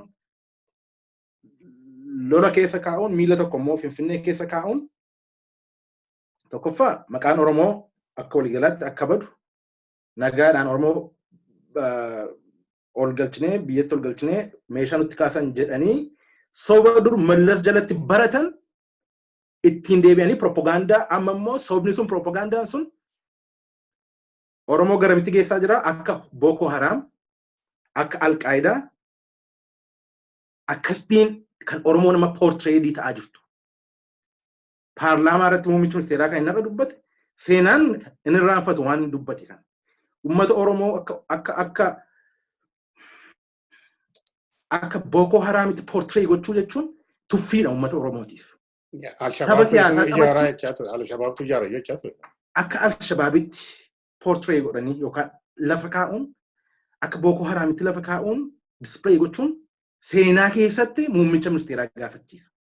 Siyaasa walirratti taphachuun, siyaasa walirratti gaggeessuun, triikii adda addaa walirratti gaggeessuun it's okay. Garuu hamma kana soba hamma Boko Haramii wal ga'uun ijoollee Oromoo maqaa adda bilisummaa Oromootiin hidhattee jirtu balleessuudhumaaf attentionii addunyaa hamma kanatti waamuun saalfii guddaadha kun. Muummicha ministeeraa this is an immoral official behavior dha jedheen ilaala kan. Haa ta'uuti kanaaf kan sababa ta'e garuu nu mataa keenya. Soba guddaa propaganda guddaa muummichi ministeeraa gaggeesse kanaaf kan sababa ta'e haaluu nurra hin jiru. We responsible. Keessumatti gara hidhatee socho'u they are responsible kanaaf. Kana gaafa hin jiru. Disagree godha Dr. Henok. Nan xumura. Yaada koon xumura. Yaada koon xumura. Meeshaadhaan loluun yoomiyyuu darban qabu. Ilaa gudii muummicha ministeeraa kana gudii mootummaa ce'umsaa kana beekuudhaaf ji'a 5 ji'a 6 duwwaatu hafe. Filannoo nuyi jennee abdii irra keenya teenyu kana irratti baank goone teenyu kana ji'a 6 duwwaa Oromoon effectively wal ijaaree warri kaafaawotiif jawaarfaan sochiisaan gochaa jiran naannoo baatti argaa jirra. Oromoon hammam akka dheebotee jaarmaa of ijaaree socho'u dudduuba hiriiruudhaaf hammam akka qophii ta'e argaa jirra. Humna amma kan humna amma galaanaa ga'u jira. So meeshaadhaan loluun yoomiyyuu darban qabu. Meeshaadhaan loluun iskeejiliidhaan miti yookaan qaxaroodhaan miti. Yeroo loluun barbaachisutti Oromoon kamiyyuu loluu danda'a. Kan hin jedhu ji'a 6 kana keessatti pilaanii qabnu. Pilaanii uummanni Oromoo qabu. Tokkoffaa pilaaniin kun elekshinitti kan geessu jechuudha. It's less expensive. Lubbuun namaa darbu hin jiru. Hidhaaf dararra jiraachuu dhiisuu danda'a. So of qopheessanii filannoodhaaf ilaalanii namichi kun yookaan muummichi ministeeraa filannoo kan hatu riigii kan godhu yoo ta'e bakka duriitti deebi'u bakka mallas isaan barsiisti deebi'u yoo ta'e yeroo sana loluun addunyaan illee uummata kana waliin international community uummata kana waliin dhaabbata. Garuu achirratti darban qabu. Dr. Henok achirratti amma Obbo Kalaan dubbateera deengatti akka Jamaal dubbatetti. Humna hidhatee jiru kana gashi yeroo isaan naqanii mootummaan akka fedhan qabneef akka inni bosona keessatti dhiibanii waraanni kun tokko karaa tokko dhiibeetu ofiisaatiin dhufee qawwee kennamoo qawwee asiin dura dubbanneera waa'ee kanaa irratti natti fakkaata. Dhiibee ofiisaatiin qawwee kennuu hin danda'u.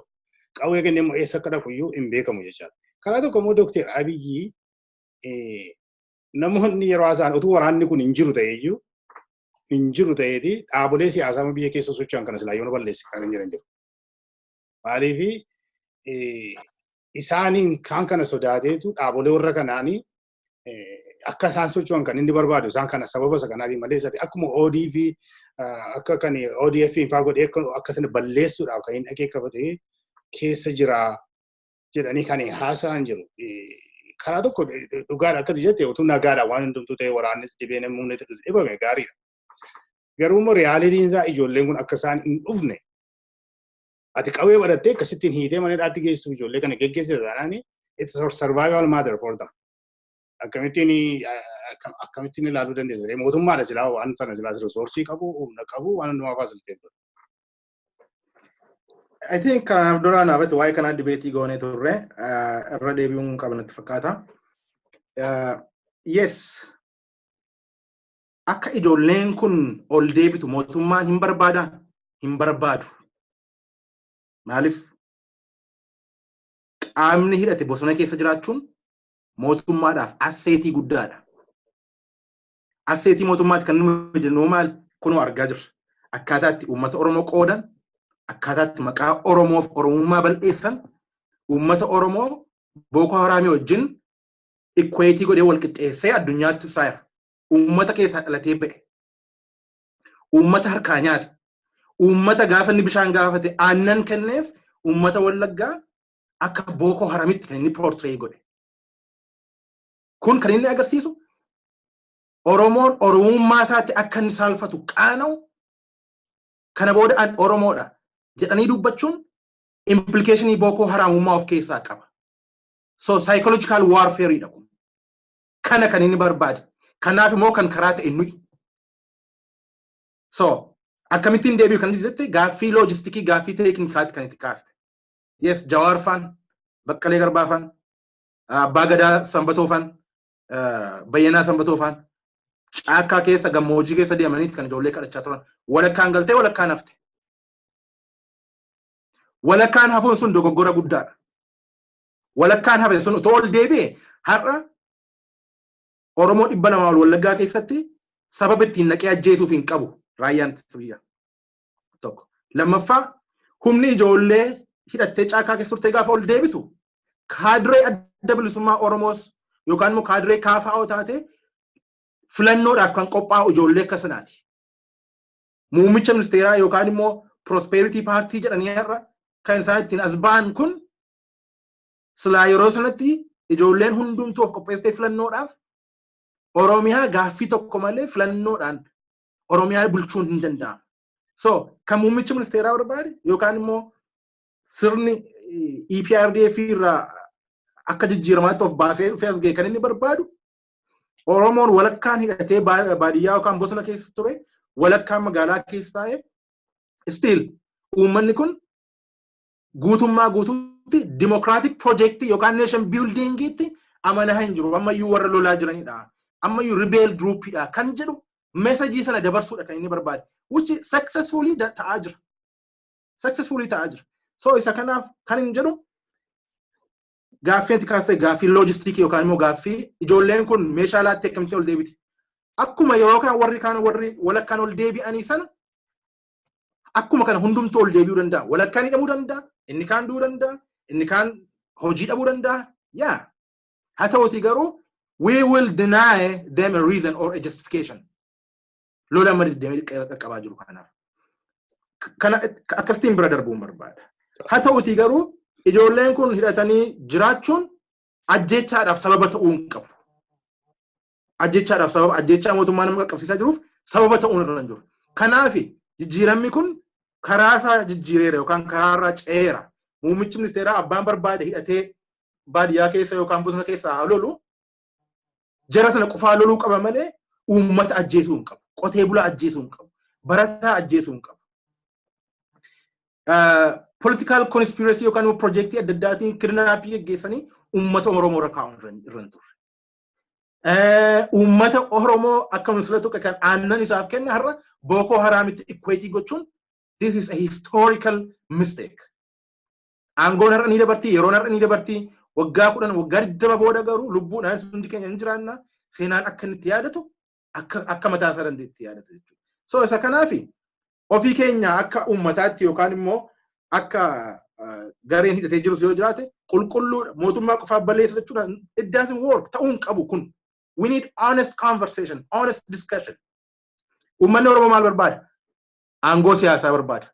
Aangoo siyaasaa qabachuuf which one is more easier? Which one is less expensive? It's just simple as that. Mootummaan kun aangoora turuuf waggaa 45 turuu barbaada? Yaa. Garuu mootummaa kana meeshaadhaan mo'uu dandeenya moo wal ijaarree mo'uu dandeenya? It's just easy. Yeroon kun yeroo wayyaanee irraa adda. Yeroo wayyaanee uummanni Oromoo wayyaaneedhaaf existential threat dha uummanni Oromoo. Amma akkas miti. Existential threat miti uummanni Oromoo yeroo ammaatti.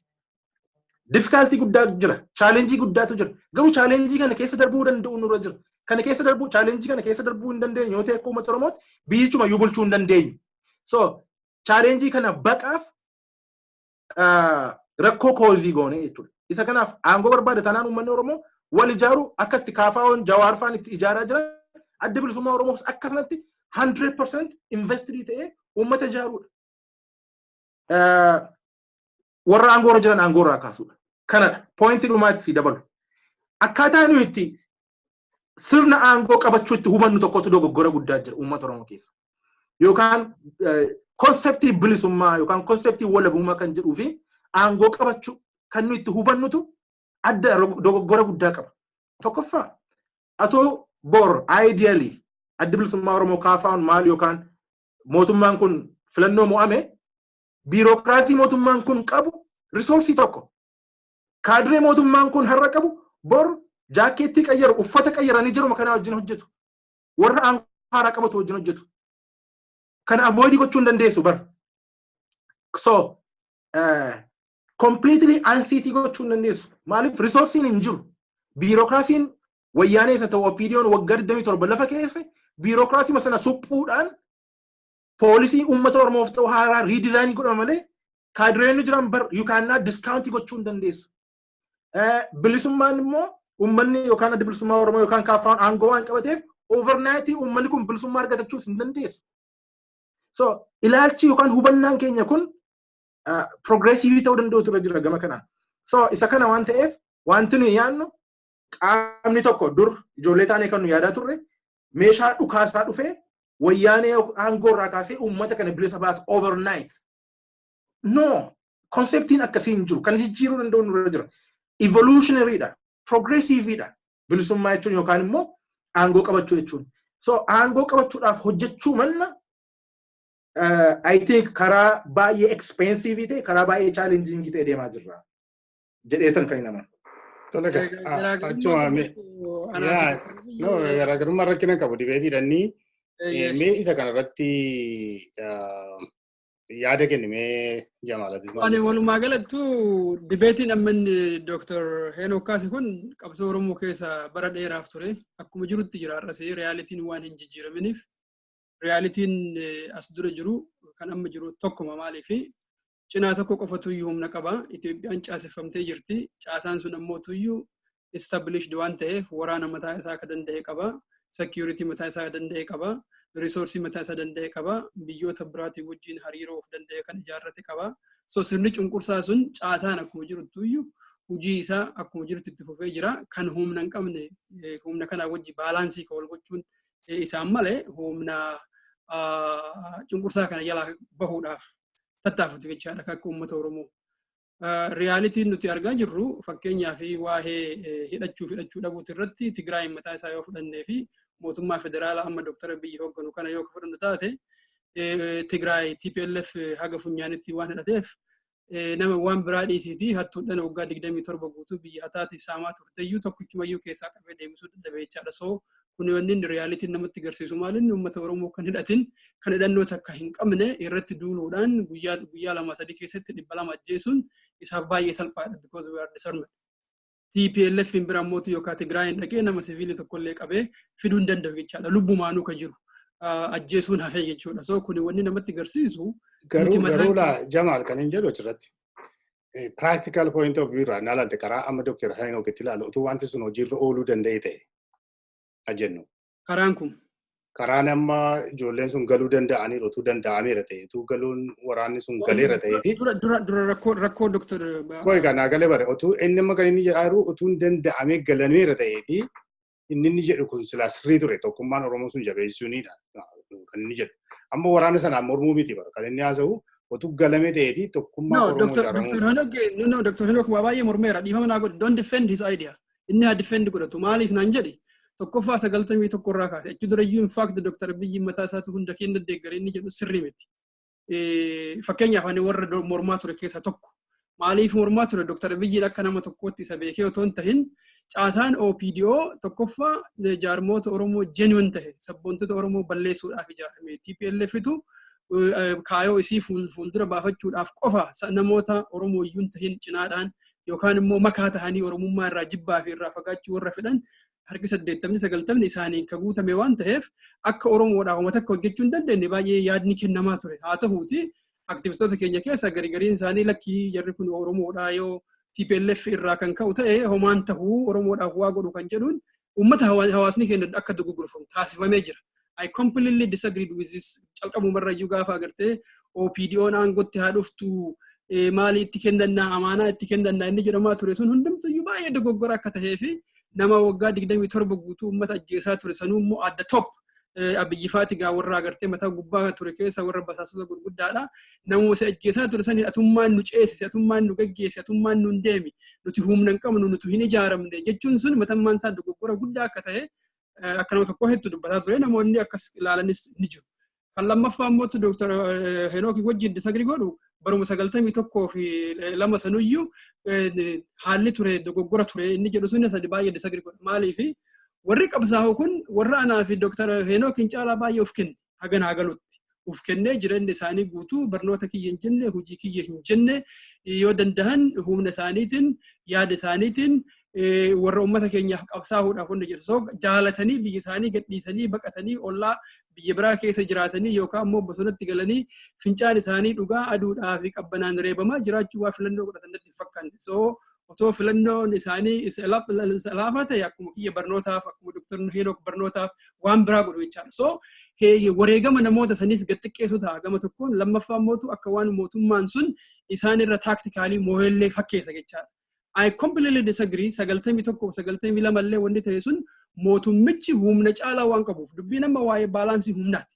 Waan humna qabuuf Oromoota silaa murannoo gurguddoo qaban dhiibee naannoo sanii baasuu danda'e malee isaan taaktikaalii karaa dogoggoraa filatanitti fakkaatu. In fact qabsoo Oromootu wanni jiraachise OPDO miti. So gama san gaafsan jarri qulqullaa'anii achitti manaa qofatti yookaan bifa biraatiin faca'an ta'e waggaa 27 kana guutuu namni mootummaa falmuu waan hin jirreef hanga ammaallee OPDOdhaa fi TPLF mataa yoo abbattee turuu dandeetti jechaadha. Uummanni keenya wanni qabsoo itti fufuu danda'eef yoo xiqqaate akka jaarmaatti socho'anii waa hojjechuun guddaanis yoo dadhabu ta'e keessattuu ABO'n humna shororkeessaadha jedhee paarlaamaa san keessatti uummata Oromoo irratti murtiin guddaan gahee uummanni ijoolleen xixiqqoon lafaa dhuftu marti gaafa guddattu ABO akkasiin taatu humna mootummaan gochuu santu gumaata guddaa godhee bakka har'a kanaan nu gahee jedheetiin amana jechaadha. So murtiin bara 91 illee ani dogoggora jedhee ilaalu. Inni bara ammaa kuni kan bara Dr. Abiyyi dogoggorri guddaan kan dhalate OPDO haa amannu. OPDOtti yonnaa qabsoo keenya haa kennan jedhu sun sirriidha. Kana baay'ee agrii godha. Garuu immoo kan humna hidhatee irratti disagrii godha. Maaliif disagrii godha? Mootummaan kun fedhii akka hin qabne warri manguddummaa keessatti hirmaatanis ragaa bahanii jiru. Mootummichis immoo wanni inni qabatamaan gochaa jiru jara dhiibee ofii isaatii aangoo irra turuudhaaf akka inni yaalaa jiru argaa jirra jechaadha. So otoo akka amma Dr. Henok jedhu kana isaan qawwee lafa kaa'anii galaniillee tarkaanfiin inni fudhatu kanuma. Humnoonni biraa akka isaan wajjin dorgomuu danda'an akka isaan manca'an akka isaan dhiibamanii naannoo sanii bahan gochuu irratti hojjeta malee waan biraan godhu. I don't think it will take any different position. Kana garaagarummaa hin fidan jedhu. Ani immoo ilaalchi kiyya maal sitti fakkaata? Akka amma Tigraay dhaqanii tumuun hin danda'amne kanatti. Akka naannoo Amaaraa dhaqanii tumuun hin danda'amne kanatti sababaa qaba kun duuba isaati. Jararratti humna gahaa waan hin qabneef Oromoon mootuyyuu waggaa meeqa mootummaan Itoophiyaa waliigalatti hiikkachiisaa waan tureef disarm completely Oromoo hidhannoo irraa waan hiikaniif akka barbaadaniif dhaqanii tumaa jiru. Warra Saawuzillee akkasuma nu qofa miti. Uummata gama kibbaa jiru kanallee waan watakkayyuu isaan hin qabneef dhaqanii komaandi poostii irratti labsanii jiru. Naannoodhaan hidhannoo qaban tokkoyyuu irratti hin labsine. Rakkoon jiru maalinni nuti saayikoolojikaalii hidhannoo hiikkanne. Saayikoolojikaalii hidhannoo jechuun meeshaa qofa miti. Gootummaatu qalbii Oromoo keessaa akka hiikkamtu akka mootummaa dhufeef jilbeeffannee bullu qorqalbiin hawaasa Oromoodhaa akka saniif qophaa'u karaa nagahaatiin deemna humna si cunqursuu hundumayyuu akkana jala gadi jedhiitti homaa jala dabruu dandeetta inni jedhu kun waan guddataa dhufeef rakkoo guddaa kan ta'e kan ayyaallallattummaan qabsoo Oromoo keessatti guddatte akkuma harcummee amma jalaa galleetti gara naannoo gajjettes yookaan jala dabruu dandeetta inni jedhu kun rakkoo guddaa waan qabsoo Oromoo keessatti ta'e natti fakkaata jechaadha. Kanarraa kan ka'e in fact warra akka ODFM fakkeenyaaf akka jaarmaa akka fakkeenyaatti yoo fudhanne ayyaallallattummaan kun jaarmoo ittuma sanillee otoo bakka takka iyyuu hin gahin jaaramaniitu otoo xixiqqoo iyyuu hin bulin OPDOtti makamna gaafa jedhan iyyuu makamuullee otoo hin danda'in akka inni tamsa'u godhe jechaadha. Bifa kanaan yoo ka deemnu ta'e hegereedhaaf illee yoo yaadni keenya ititee jabaa ta'e waan barbaadnu san clearly define goone tooftaa ittiin deemnu qulqulleessinee hin deemin bakka imbalance hin jirutti bakka humni wal madaalaa hin tahinitti qubuma baafneetiniin humna hidhate moonee lafaan dhoyinee mootummaa qabannee jedhu kun I think abjuu mataa deemanatti fakkaata. Kanaaf abjuu mootummichaa sanillee wanni fiixa baasuu danda'uyyuu imbalaansii san akkuma jirutti tiksinee haa deemnu kan jedhutu rakkoo guddaa ta'uu deemana fakkaata Oromoodhaaf yeroo dheeraa. Achumaan itti dabalee amma Dr. Henok siin kennaati. Ani illee Dr. Henok indifendii gochuu fedhee hin ta'ini otuu akkas ta'e asirmii godhee dinani otuu amma naannoo dhiya Oromiyaatti waraana inni geggeessaa jiru. Boorana Gujii Walloo keessatti waraanni ta'aa jiru kuni koozii isaa dhuguma waraana bilisummaa Oromooti jechi keessaa. Nagaa buusuu hin danda'u ture Dr. Abiyyatti yaadame otuu Dr. Henok Birrannee kenni Jamaaliin nagaa. Otuu isaan otuu immoo asii hin goone galan ta'e inni Dr. Hagee Henok jedhe sulaa sun sirriidha. Gaafii keessa achumaan dabalaaf Dr. Henok achumaan dabaltee waan gootu otoo amma lollummaan akka naannaa Booranaa Gujii Walloo Wallagga keessatti deemaa jiru kun Oromiyaa keessatti Tuulama keessatti deemaa jiraate Harargee keessatti deemaa jiraate Arsii keessatti deemaa jiraate Baalee keessatti deemaa jiraate mootummaan Itoophiyaa mo'uu danda'a?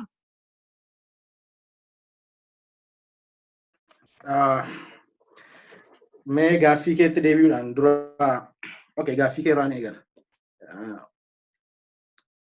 Mootummaan mo'uu danda'a kan jedhu na gaafatti natti fakkaata. Kandishinii bira kaa'eera. Otoo naannoo Oromiyaa hundumattu ummatichi ka'ee mootummaa kanaan lolaa jiraate mootummaan mo'uu danda'a? No, mootummaan lola uummataa wajjin banu kamiin iyyuu mo'uu hin danda'u. Bakka hundumaa dhiisii Tuulama Arsiitti dabaluu dhiisiiti Wallaggaa keessa lola jiru kana iyyuu mo'uu hin danda'u mootummaan. Mo'uu hin danda'u. Garuu uummannis mo'uu hin danda'u. Kana beekuu danda'u nurra jira. Konfliktii makanatti itti fufa malee mootummaan iliitii waan ta'eef akkaataatti naareetiivii sheeppii godhu qaba. Mootummaa kana deebi'ee aangoo qabata. Akkuma waggaa 27 darbe wayyaanee wajjin bulchaa ba'anii jaakeettii jiranii rifoormistii ta'anii as ba'an yeroo sana immoo uummanni meeqa dhumee kaan hidhamee revolution mee yookaan protestii mee gaggeeffamee mootummaa kana deebi'ee artikuleetii yookaan re-artikuleetii godhee aangootti as deebi'a. Uummatis mo'uu hin danda'u. So kanaafi kanaan bira dabarra. Lammaffaan I think counter offensive yookaan immoo rebuttal la kaaste deebi'ee kennuun barbaachisaadha. It's fine. Disagree gochuun aadaa keenya keessa jira ta'uus qaba. Kan boolla buusi kan qilee buusaa jiru gam tokko duwwaa ilaaluu yaada tokko duwwaa ilaaluu nam tokko duwwaa hordofuudhaan kan Oromoon qilee bu'aa jirtu. Qilees kanaan dura kan ni buuneef. Dibeetiin ta'uu danda'u turre jira.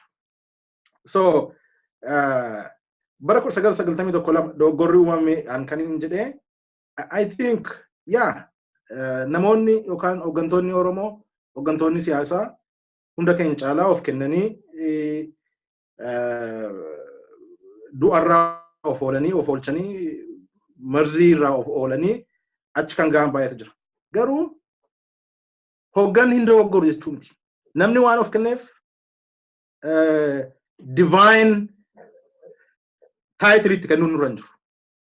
Daawud dogoggoruu danda'a. Leencoo Lootaa dogoggoruu danda'a. They are human being. Interested and dogoggoruu danda'u. We don't have to rule out. Ati bor dogoggoruu dandeessa. An dogoggoruu danda'a. In fact, dogoggoruu as geenye. So, namni tokko hammuma Oromoof of kenne hammuma kana amanama jechuu miti. No, this is politics. Rakkoon keenya yeroo baay'een siyaasa akka non-profitiitti akka divine yookaan akka religioniitti considerii gochuu keenya. Kun dhaabachuu danda'utu nurra jira. Daawud yeroo inni dogoggoru dhaabbachuu danda'utu nurra jira. Criticize ta'uu danda'utu nurra jira. Leadershipin it comes with responsibility. Jawaar har'a qeerroo kumaatamaan lakkaa'u gaafa of dudduuba hiriirsu wanti Jawaar hojjetu yeroo hundumaa waan sirrii yookaan dogoggoran qabu jechuun nurra hin jiru. Gaafa inni dogoggoru dhaabbadhu sirrii kun sirrii miti jennee criticize gochuu danda'u nurra jira. So aadaa akkasii haga developii hin goonetti rakkoon keenya itti fufa.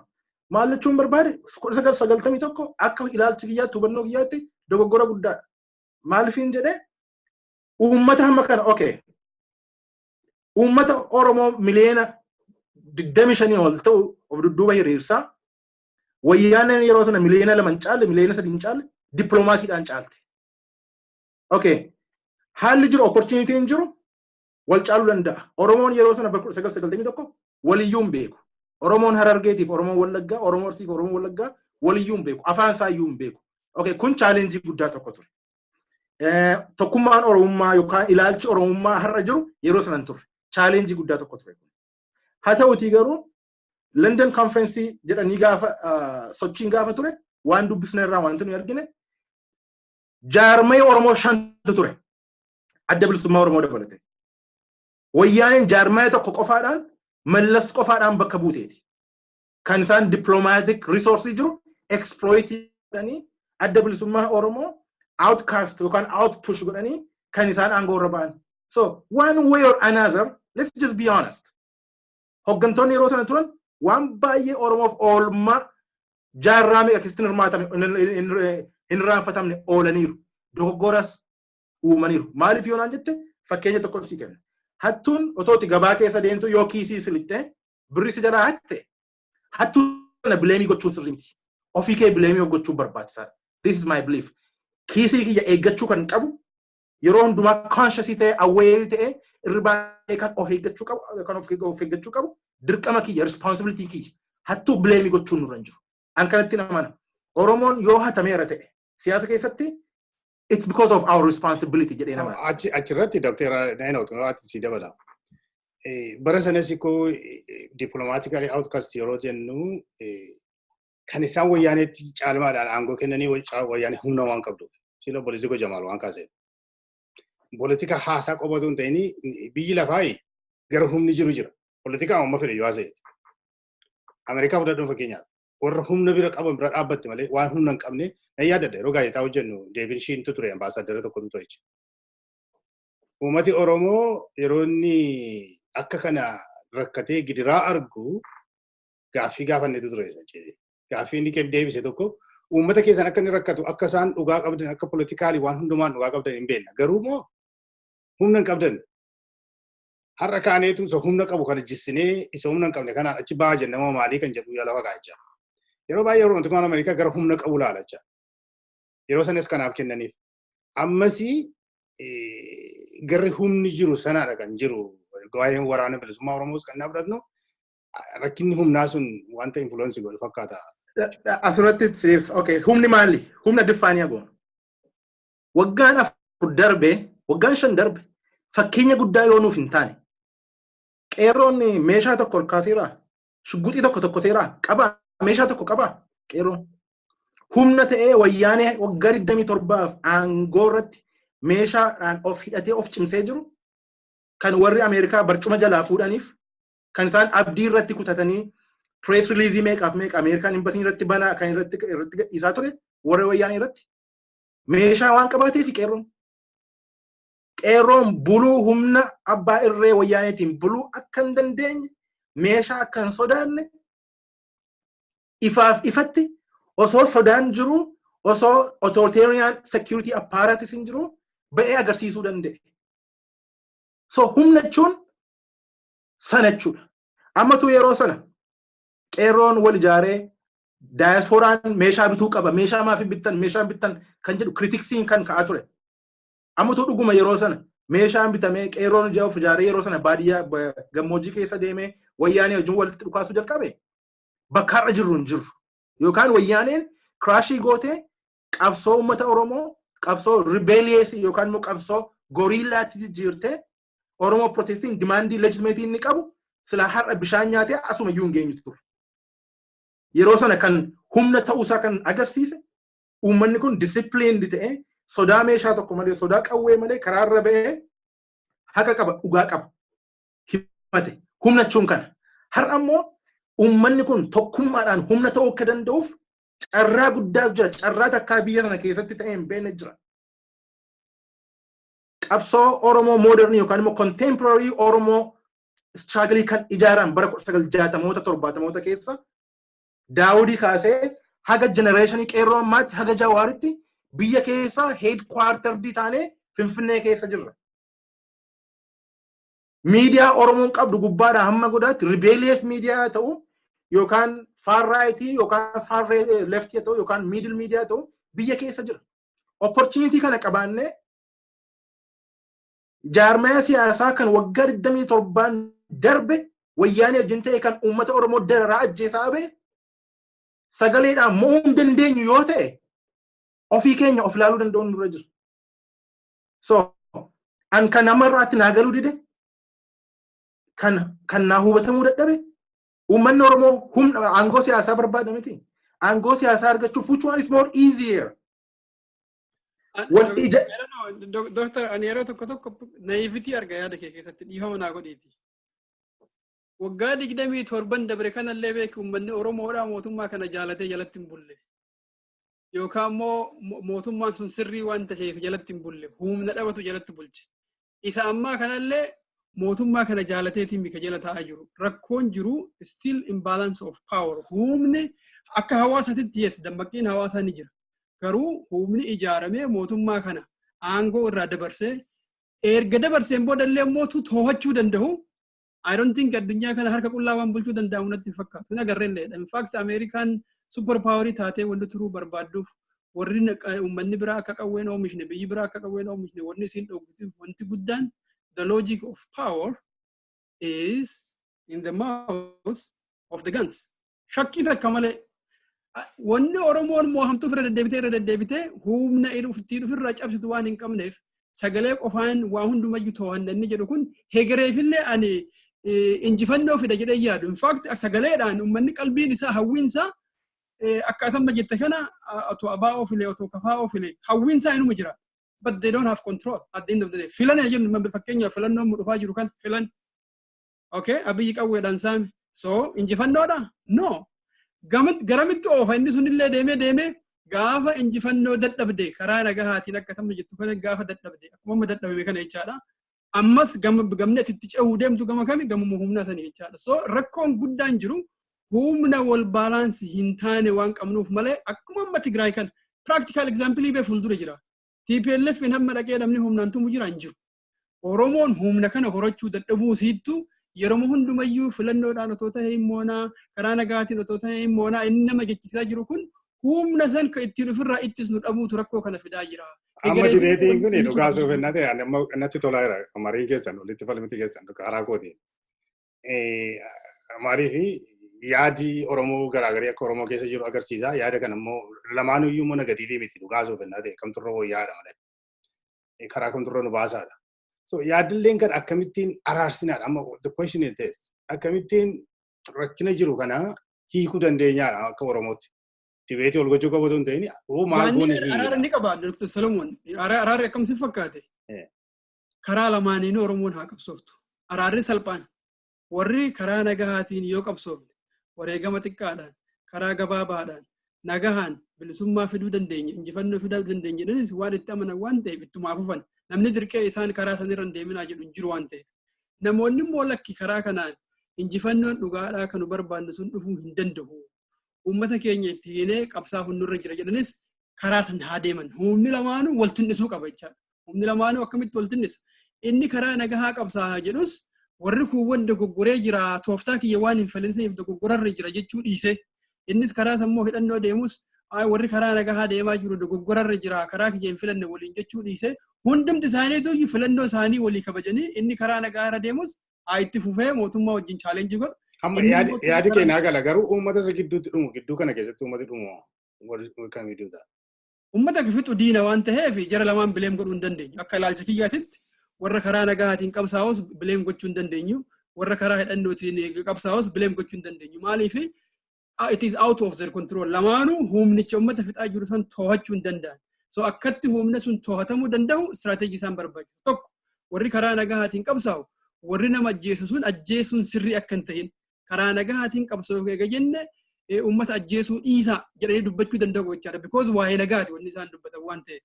Warri karaa hidhannootiin jiru immoo haga danda'een uummata isaa haga danda'een uummanni akka tikfamuu danda'u waan ofii danda'e godhuu irra jira jechaadha. Warra karaa nagaa qabsaa'an immoo diina wal taasifachuu hin qabu. In fact rakkoon jiru beeki Dr. Abiyyi fi namoonni biraallee waan fedhii hin qabneef malee lolli hin jiru. Practically yoo silaa lolli hin jiru.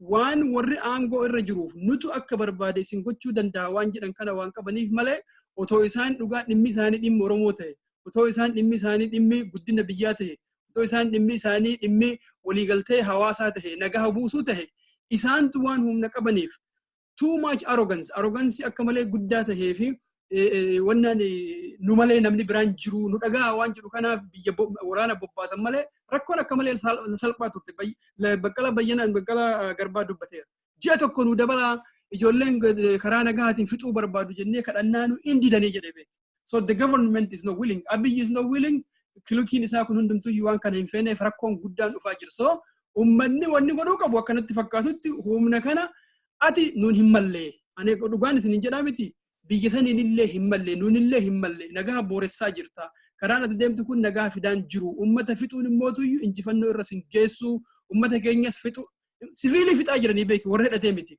biyya gubaa jiranii lafa gubaa jiranii biyya balleessaa jiran malee injifannoo karaa injifannoo irra gahuu hin danda'an kanaaf ummatichi ka'ee intellectualiin Oromoo illee otoo of hin qusanne mootummaa wanni ati godhaa jirtu sirrii miti harki 80-90 namni ajjeesaa jirtu kun ummata siviiliidha namoonni kun balleessaa takkayyuu hin qabanii bifa kanaan ummata kanas ati injifachuus hin dandeettu ummatas gargar qooddeetiin miidhuun kan kee kun rakkoo guddaa sitti fida jedhe namni dubbachuu qaba jechaadha. I think the solution is really to be very honest to oneself. Mootummaa kana otoo hin qusatin shororkeessaadha itti fuftee jirta akkuma gaafa TPLF sanitti aangoo irra turuudhaaf akkuma gaafa duraan paarlaamaa keessatti jetteetti atis Abiyyi itti fufaa jirta kan jedhu dubbachuu danda'uu qabna jechaadha. Yoo nu dubbanne mootummaan gara gahuu hin qabu ummatichi ofirraa dhaabuu danda'a jedheetiin hin yaadaan akkasin natti mul'ata. Tolega, mee Dr. Henok sadhumaatti achumaan sii kennaa mee isa kanatti where is the middle ground maal gochuu mootummaan maal gochuu qabaa uummati Oromoo maal gochuu qabaa kan jedhuuni karaa keetiin karaa keessumaati warra mormitoota wajjin haasa'uun dirqama mootummaatiin nagaa buusuun nagaan biyyaa waraana qawwee qobaadhaan dhukaasuu qabatu hin ta'in nagaa barbaaduudhaan biyya tokkoof bilisiginnaan kan inni jiraatu. Namni biraan nagaa barbaadee haadhuuf jechuutu hin ta'in an nagaa barbaadee itti dhiyaachuu anaaf ati kana nagaa waliin buusuu dandeenyu Dr. Henok yeroo hundumaa nagaa barbaacha na biraa haadhu jechuutu hin ta'in ani biyyan barbaadatan Dr. Henokichi nagaa buusee nagaan waliin jiraachuu asirratti dibeetii gaarii haasofna ta'an sitti deemuun qabaachaa. Mootummaan garuu Dr. Abiyyi Ahmed akka sila jedhutti fedhiin qabu. Karaa tokko immoo namni nagaan buusa gidduu kanatti jedhu immoo haa fidu kan jedhu jira jedheetu yaada dhiyeessa jechaadha. Yaada wal rukutu lamaan. Kanatti dabaliiti mee dheengadda I don't know I'm going to put you on the spot. Waa'ee haasaa irratti torban darbe miti ilaataa ijoollee. Yeroo manni I don't know dubbiillee afaan kee keessa buusuun barbaadu karaa tokko deebi'ee I think jawaruma fa'aa irratti waan xiyyeeffate fakkaata. Cululloota jedhe culullee fi cilfiitochi jedheetu yeroo inni haasa'u barbaada. Yeroo qorraa adhufu yeroo ammoo achi dhaqu inni jedheetu yeroo inni haasa'u inni woofzarraa sochina jechuudha. Arraba baduun kuni in a way it's the most desperate movie yookiin immoo abdii kutachuu fakkaata. Haasa'aa sana keessa wanta darbu haasaa Mangistuu Hayilamaariyaam yeroo ijoollee ta'anii ni yaadata yeroo dhaquu jala ga'e. Isaajin ol fakkaatamee isarrattis koomentii gochuu yoo barbaadde. Yoon barbaadde ta'ee ibsuu dandeessa. Waa'ee cululleetiin dura waa'ee nagaa buusuu irratti kan tikaaste. It takes two to tango kan jedhan. Nagaa buusuudhaafis garee tokko qofa miti. Gareen tokko qofa barbaadee duwwaan tokko nagaan hin bu'u. Garee lachanuutu barbaadu ture jira. Mootummaanis waraanni bilisummaa Oromoos barbaadu ture jira. Mootummaan kun nagaa naannoo Wallaggaatti buusuu barbaadeera jedhee naman wantoota majataa jiran gaafa ilaalu. Kanaan duras tarii mootummaan kun desperate situation keessa jiruuf waan barbaade gochuu danda'a. Nuyi garuu provoke gochuu hin qabnu. Retreatii haa godhu uummanni dudduubatti deebi'u. Du'uun yoo barbaachisaa ta'e harka isaa ol kaasee haa du'u. Maaliifi wayyaaneen kan aangoo irraa buute harka duwwaa ol kaasuun akka ta'e waan argineef jechuudha. Sanuma duplikeetii haa goonu ofii keenyaa dudduubatti haa deebinu. Mootummaa kanaaf sababa hin taanu kan jedhu irraa kaane. Amma garuu sun happening goone dogoggora jiru acceptii goone admitii goone bira dabarru. ummatichi yookaan immoo waraanni bilisummaa Oromoo dogoggora haa qabaatu muyyuu malee waraanni bilisummaa Oromoo dogoggora qabaachuu mootummaan kun dogoggora hin qabu jechuu miti. Dogoggora guddaa dogoggora olaanaa kan qabu mootummaa kana. Akka biyyaa bulchaa akka bulchaa biyyaatti jechuudha. So kanaafi mootummaa kanatti xiyyeeffannaa mootummichi karaa gadhiiseera. Jijjiiramis karaa gadhiiseera. There is no question, there is no doubt. Kun beekamaadha. Lammaffaa muummichi ministeeraa sadarkaa addunyaatti Eertiraa wajjin nagaa buusuudhaan South Sudaanii fi Sudaan keessatti nagaa buusuudhaan Noobelii nageenyaa badhaafame.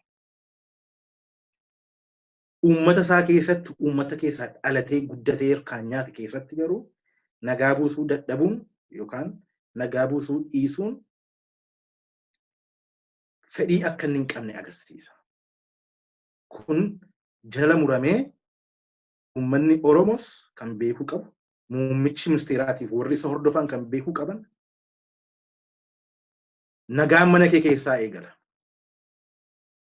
Muummichi ministeeraa aangoorra waggaa 20-30 ture gaaffii uummata Oromoo deebisee uummata Oromootiif mirga isaanii kabajee aangoorra waggaa meeqa ture I don't have any problem. Uummanni Oromoos kana waan jibbu natti hin fakkaatu. Indoom innumaayyuu jaarmayoonni reefuu biyya seenan ganaa experience governance experience ganaa babal'ifachaa jiru. So muummicha ministeeraa akkuma jalqabeen reformii jalqabeetuutti fufeera ta'e yeroo darbe akkuma tuqe jaarmayoonni mormitootaa baay'een akka aangoorra turu iyyuu kan barbaadan natti fakkaata ture. So Eertiraatti nagaa buusaa, Sudaan keessatti nagaa buusaa, Oromoo afaan isaaf aadaa isaa dubbatu, kan waan nyaatu hin qabne, kan qotee bulee gammoojjii keessatti rakkatu, ajjeesisaa itti fufuun baay'ee rakkisaadha. Kuni moral distortionii qaba. Selective morality of keessaa qaba. Kun beekamuu danda'u ture jira.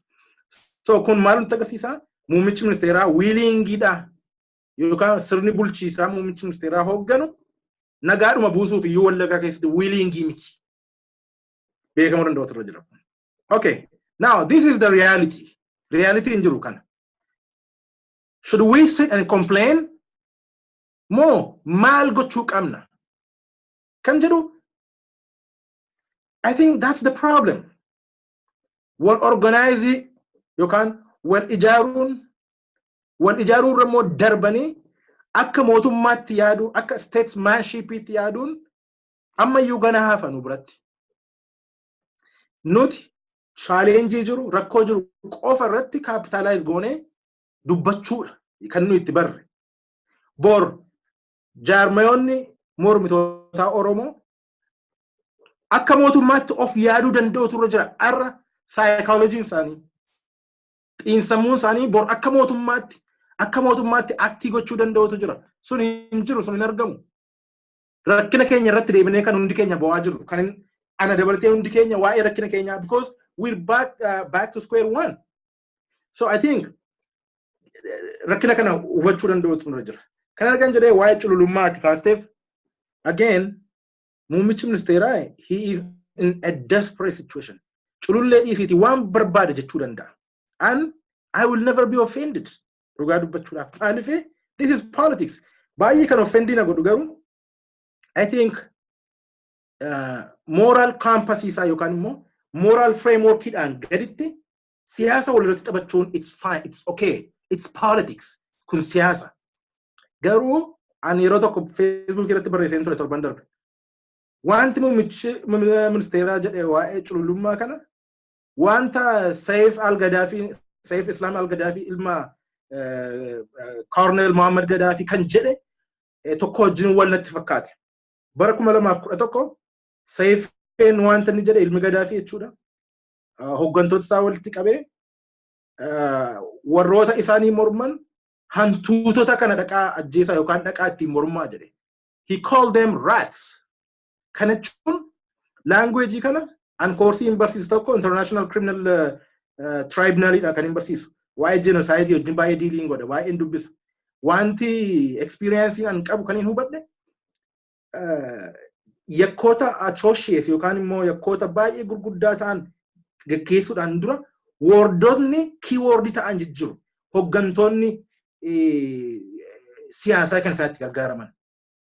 Fakkeenyaaf akka rats, cockroach, nama gaafa dignitii namummaa irraa mulqite amala namummaa yookaan immoo human characteristics irraa fuutee gaafa nama gadi subhuman gaafa gootu namummaa gadi gootee gaafa laaltu kun warri genocide watch yeroo baay'ee kan isaan diilii godhan language akkasiitti kan isaan ilaalan. So muummichi ministeeraa genocide gaggeessuudhaaf kan jedhu amantaa sana hin qabu garuu yakka atrocity guddaa gaggeeffamaa jira. Garuu legal characterization mataa isaatii gara biraatti laachuu dandeenya. Haa ta'uutii garuu sadarkaa akka cululleetti nama characterize gochuun this is politically consequentially woordoonni akka kanaa. Tarii muummichi ministeeraa tun beekin ta'a kan inni baase. Garuu wanti inni ilaalaa jiru akka subhumanii namaan gaditti kan inni godhee ilaalaa ture. Achi booda jecha Jawaar jedhe tokko diqaalaa Jawaar jedhe tokko wajjin equate gochuu jalqaban. Maali warri mormitootaa yoo diqaalaa jedhanii muummichi ministeeraa culullee yoo jedhan rakkina maalii qabaa jedhan. Diqaalaaf culullee waan argu. Diqaalaa jechuun it's an illegitimate child jechuudha. Nama wedlockidhaan ala yookaan immoo gaa'ilaan alatti dhalate jechuudha diqaalaa jechuudha. So that's still a human being. Malee namummaa isaa namarraa mulqe miti. Tarii Jawaar diqaalaa kan jedhe isaa muummicha ministeeraatiin haa ta'u adiisu I don't know. Haa ta'uti garuu wanti muummichi ministeeraa jedhe kun nama Nobel Peace Prize laureate ta'e tokkorraa hin eegamu. Kun hin eegamu. Even resume isaatiif CV muummicha ministeeraatiif this is not good. Kun waan gaarii miti. Harrumayyuu jabboota akka jabbii reefu dhalattuu gurraa kubedee lafa gadhiifnee biyya alaatii galanii baay'ee I don't know dhiifama naa godhaati wanta inni keessa jiru hin beeku garuu hafuura gaarii keessa hin jiru waaqayyo isaaf adiisuun amma waaqayyo jedhanii asirratti kan hin dabalu wanti amma dhugaa dubbachuudhaaf wanti muummicha ministeeraa sodaachisaa jiru Baqqalaa Garbaa afaan Jawaar afaan Mararaa afaan wanti isaan Harariif Baaleef Dodolaa fi Salaalee irratti gochaa jiran kun muummicha ministeeraa irriba dhorkateera. Irriba dhorkateera. An kan nagaddisiisu the same situation Wallaggaa irrattis tuu qabaate akkasuma yookaan akkaataa itti naannoo sanatti uummanni ka'aa jiru adda bilisummaa Oromoo jara kanatti dabalame Wallaggaan conflict zone tuun ta'in akkuma Arsii fi Baalee utuu Wallaggaan relatively nagaa qabaate ummanni Oromoo akkuma kana ama Jawaar faan Wallaggaa dhaquu hin danda'an. They cannot. Tasuma hin danda'an. Maaliif sababa isaan dhaquu hin dandeenyeef security failure waan jiruuf security crisis Wallaggaa keessa waan jiruuf mootummaan hin eeyyamu hin deeman. Itoo mootummaan eeyyame iyyuu riiskii isaa fudhatan jarris. Isallee iddoo hundumaa adda bilisummaa Oromoos akkuma Jawaar faa keessan kana iddoo garaagarii deemaa jiranii Ilubaaboor, Baalee, Shawaa kana keessa iddoo garaagarii Arsii keessattis Harar keessattis gaggeessaa jiranii. Dhaaboleen kun lamaan extremely actively socho'aa akka isaan jiranii. Yes, socho'aa jiru. Garuu iskeelii sanaan miti. Gamtaa uumaniiru. Gamtaa kana socho'uu danda'u turan. Humna Oromoo kan ta'u gamtaa kana jaadhannus jibbinus. Iigoon hoggantoota kana deflate godhamee public interest uummata Oromoo fuulduratti ilaaluu danda'u tura jira. Kaafaa'uudhaaf Jawaar uummata Oromoo hamma kana galvanaayizii gochuu yoo danda'ani adda bilisummaa Oromootti dabaltee gamtaa jedhanii ijaaran kanaan Oromoo hammam galvanaayizii gochuu danda'u. So jarri kun sadaan irra waliin socho'uu hin danda'an yoo ta'e bor akkamittiin uummata Oromoo yookaan Oromiyaa bulchuu hin danda'ama. Kun experience lafa isaatti horatanidha. Lafa isaatti muuxannoo argatanidha kun. Mee Jamaal jechuun nu xumuriiti daqiiqaa lama tuusii kenna. 2 minutes only. Dura waan Dr. Henok jedhe tokko ka baay'ee waliigalu kan akeekuu barbaadu jira. Uummata keenya keessatti kiritiksiin yookaan ammoo qeeqni ijaaraan baay'ee baratamuu qaba. Nuti sirna nugusaa miti kan ijaaruu barbaadnu sirna hawaasa keenya keessatti lammii wal qixa ta'e yaada dogoggoraas ka qabu yaada sirriis ka qabu bakka itti dubbachuu danda'u. Bakka yaadni ilma namaa dhagahamee sirrii miti wanni jennu sun sirrii akka hin ta'in itti walii ibsinu ta'uu qaba. Wanti yeroo dheeraa anis irra deddeebi'ee argaa jiru nama tokko yoo dogoggora qabaates akkuma waan malaayikaa ta'etti yookaan mootu waaqa ta'eetitti harka dha'uu fi kanatu mul'ata jechaadha. Kun baay'ee sirrii miti. Yeroo hedduu irra deddeebi'amee tahee jira. In fact jaarmoota Oromoo guutuu history isaaniif duuba deebitee yoo ilaalte jaarmoota Oromoo hin jiran jedhan kana jeneraal Waaqoon gaafa lubbuudhaan jiru jaarmaa itti hoogganu isuma qofatu hoogganaa ture. Jaarraan gaafa lubbuudhaan jiru he was the only leader. OLF yoo fudhatte nama lama caalaa I think Galaasaadhaa fi Obbo Daawudiin caalaa namni baay'een hoogganne. Waldaa'uma siviiliitu iyyuu waldaa Maccaaf Tuulamaa nam tokkoof lama caalaan hoogganne. Warra ammas bara kanas yoo kan ultaate bara 91 Obbo Leencoo Lataa malee abaawoon akka jaarmaatti hin beekamu. Ammas bara kanatti yoo garte ta'e Jawaariin malee namni Oromoo biraa harki caalaan isaa waan gatii qabuun fakkaatu. In fact campaign kana keessattuu kan argitu maalinni ummatichi namoota isaa wajjin deeman waan gatii kennaafii jiru fakkaatu jechaadha. So from organization I don't know. I mean, Karasan and Nalad, the election in the please, Obbo Solomoon. Waan kana jedhu maal si fakkaata. Biyya bulchuudhaaf jaarmaa barbaachisa. Jaarmaa jechaan immoo walitti hidhatiinsa namoota hedduu jechaadha. Yoo nam tokkoof lama akka nugusaatitti mataa irratti baanne namoonni sun immoo gaafa dogoggoran yookaan immoo karaa nuti hin barbaanne gaafa deeman faarsaa waan turteef afoo dhaabachuun baay'ee daangamal ulfaata. In fact Dr. Abiyyi mataa isaa gaafa inni aangootti dhufu faaruu isaaf faarfamaa ture namni hundumtuu quba qabdan. Nabiyyiitu dhufee maalidha inni jedhu kun faaruun hagas gahu namoota bokoksee it intoxicate human being laat. Power money waan hamaadha. Yoo nama agartee fuutee akka inni diktaatar ta'u carraa bantee nama san duuba deebisuun daangamal ulfaata. Kanaaf criticismiin daangamal barbaachisaadha. Nama akka malaayikaatti ilaaluu dhabuun sirriidha. Dr. Henok wajjin baay'ee san irratti walii gala. Inni biraa kan amma gama boodaatitti malli nuti qabnu maalinni jedhu sunis waan ni tahuu qabu maalinni Oromoon gurmaa'uu qaba ijaaramuu qaba. Jaarmaa siyaasaa jabeessuu qabna. Public yookaan ammoo jaarmayni uummataa jabaachuun barbaachisaadha. Garuu ammootu jaarmayni uummataa aangoo siyaasaa qabatu. Jaarmaa siyaasaattu aangoo siyaasaa qabata. Aangoo siyaasaa qabachuudhaaf ammoo jaarmoonni keenya kun tokkoffaa fedhii uummataa hordofuu qabu. Lammaffaa wal dhagahuu qabu, walii hoogganamuu, wal hoogganuu danda'uu qabu jechaadha. Aadaan wal faffacaasuu, aadaan wal tuffachuu, aadaan akkuma diinni ilaalutti ofiillee deebisanii wal ilaaluu inni kun Oromoo keessaa haqamuu qaba. Kan ammoo akka haqamu ayyaallallattumaan beektota Oromoo, hayyoota Oromoo keessaa haqamuu qaba. Maaliif namoonni silaa waa baratan jedhee uummanni keenya herregu. Namoonni silaa social critics warra hooggantoota illee qeeqee karaa sirriirra jirtanii karaa qajeelaa irra bu'aa jedhamee silaa yaadamu hedduun isaanii dubbachuun barbaadan ta'anii ilaalu jechaadha. Xuriin isaan akka tuquun barbaadan. Kun jijjiiramuu qaba Oromoo keessatti. Hooggantoota Oromoodhaa akka isaan karaa sirriirra deeman akka fedhii uummataa kabajan namni dubbachuu danda'uu qaba jechaadha. So hegereedhaaf biyya keenya bulchuudhaaf akka mootummaatitti ammumarraa calqabanii of yaaduu barbaachisa jaarmoonni siyaasaa Oromoodhaa. Akka mootummaatitti of yaaduun maalin?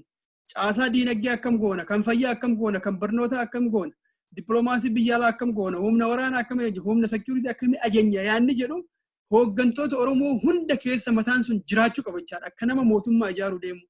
Yeroo duratti haasahaa turre san yeroo kabajuu dhabuun matammaansa nuti yeroo kabajuu dhabuun biyya bulchuudhaaf qophii akka hin ta'in mallattoo argisu keessa tokko jechaadha. So akka sabaatittis waan silaa namni biyya bulchuun malu kaaraakterii san qabaachuun nurra jiru.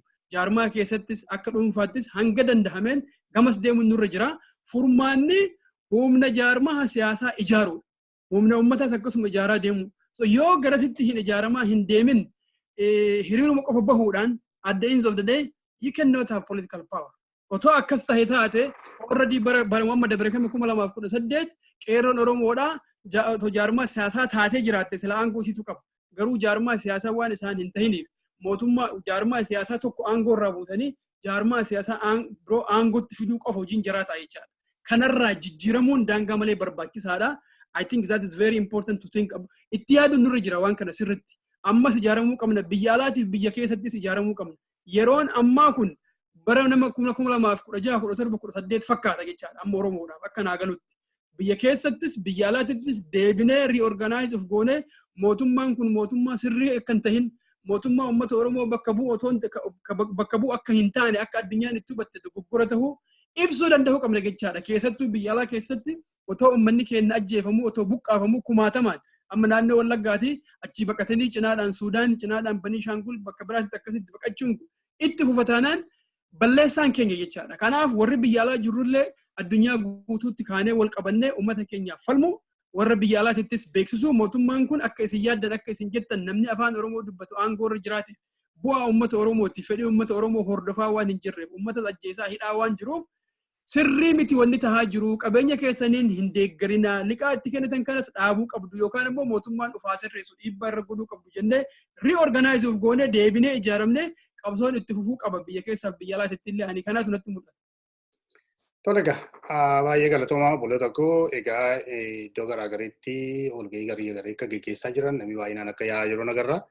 Garuu namni baay'inaan yaa'u jechuun sagalee sana hundumaa abbaa bichitti argame sanatu fudhata jechuutu hin ta'in Oromoon egaa akkasuma olitti dachaanii moo'inyaa yeroo baay'ee. Galatoomaa egaa daawwattoota keenyaa Dr. Henok Obbo Jamaal hedduu maqaa keessaniin galateeffadha. Guyyaa biraa akkasiin olitti deebinee waliin haasofnu. Abdii guddaan qaba. Nagaa Waaqayyoon bulaan jedha. Galatoomaa obboleessa kiyya. Nagaatti.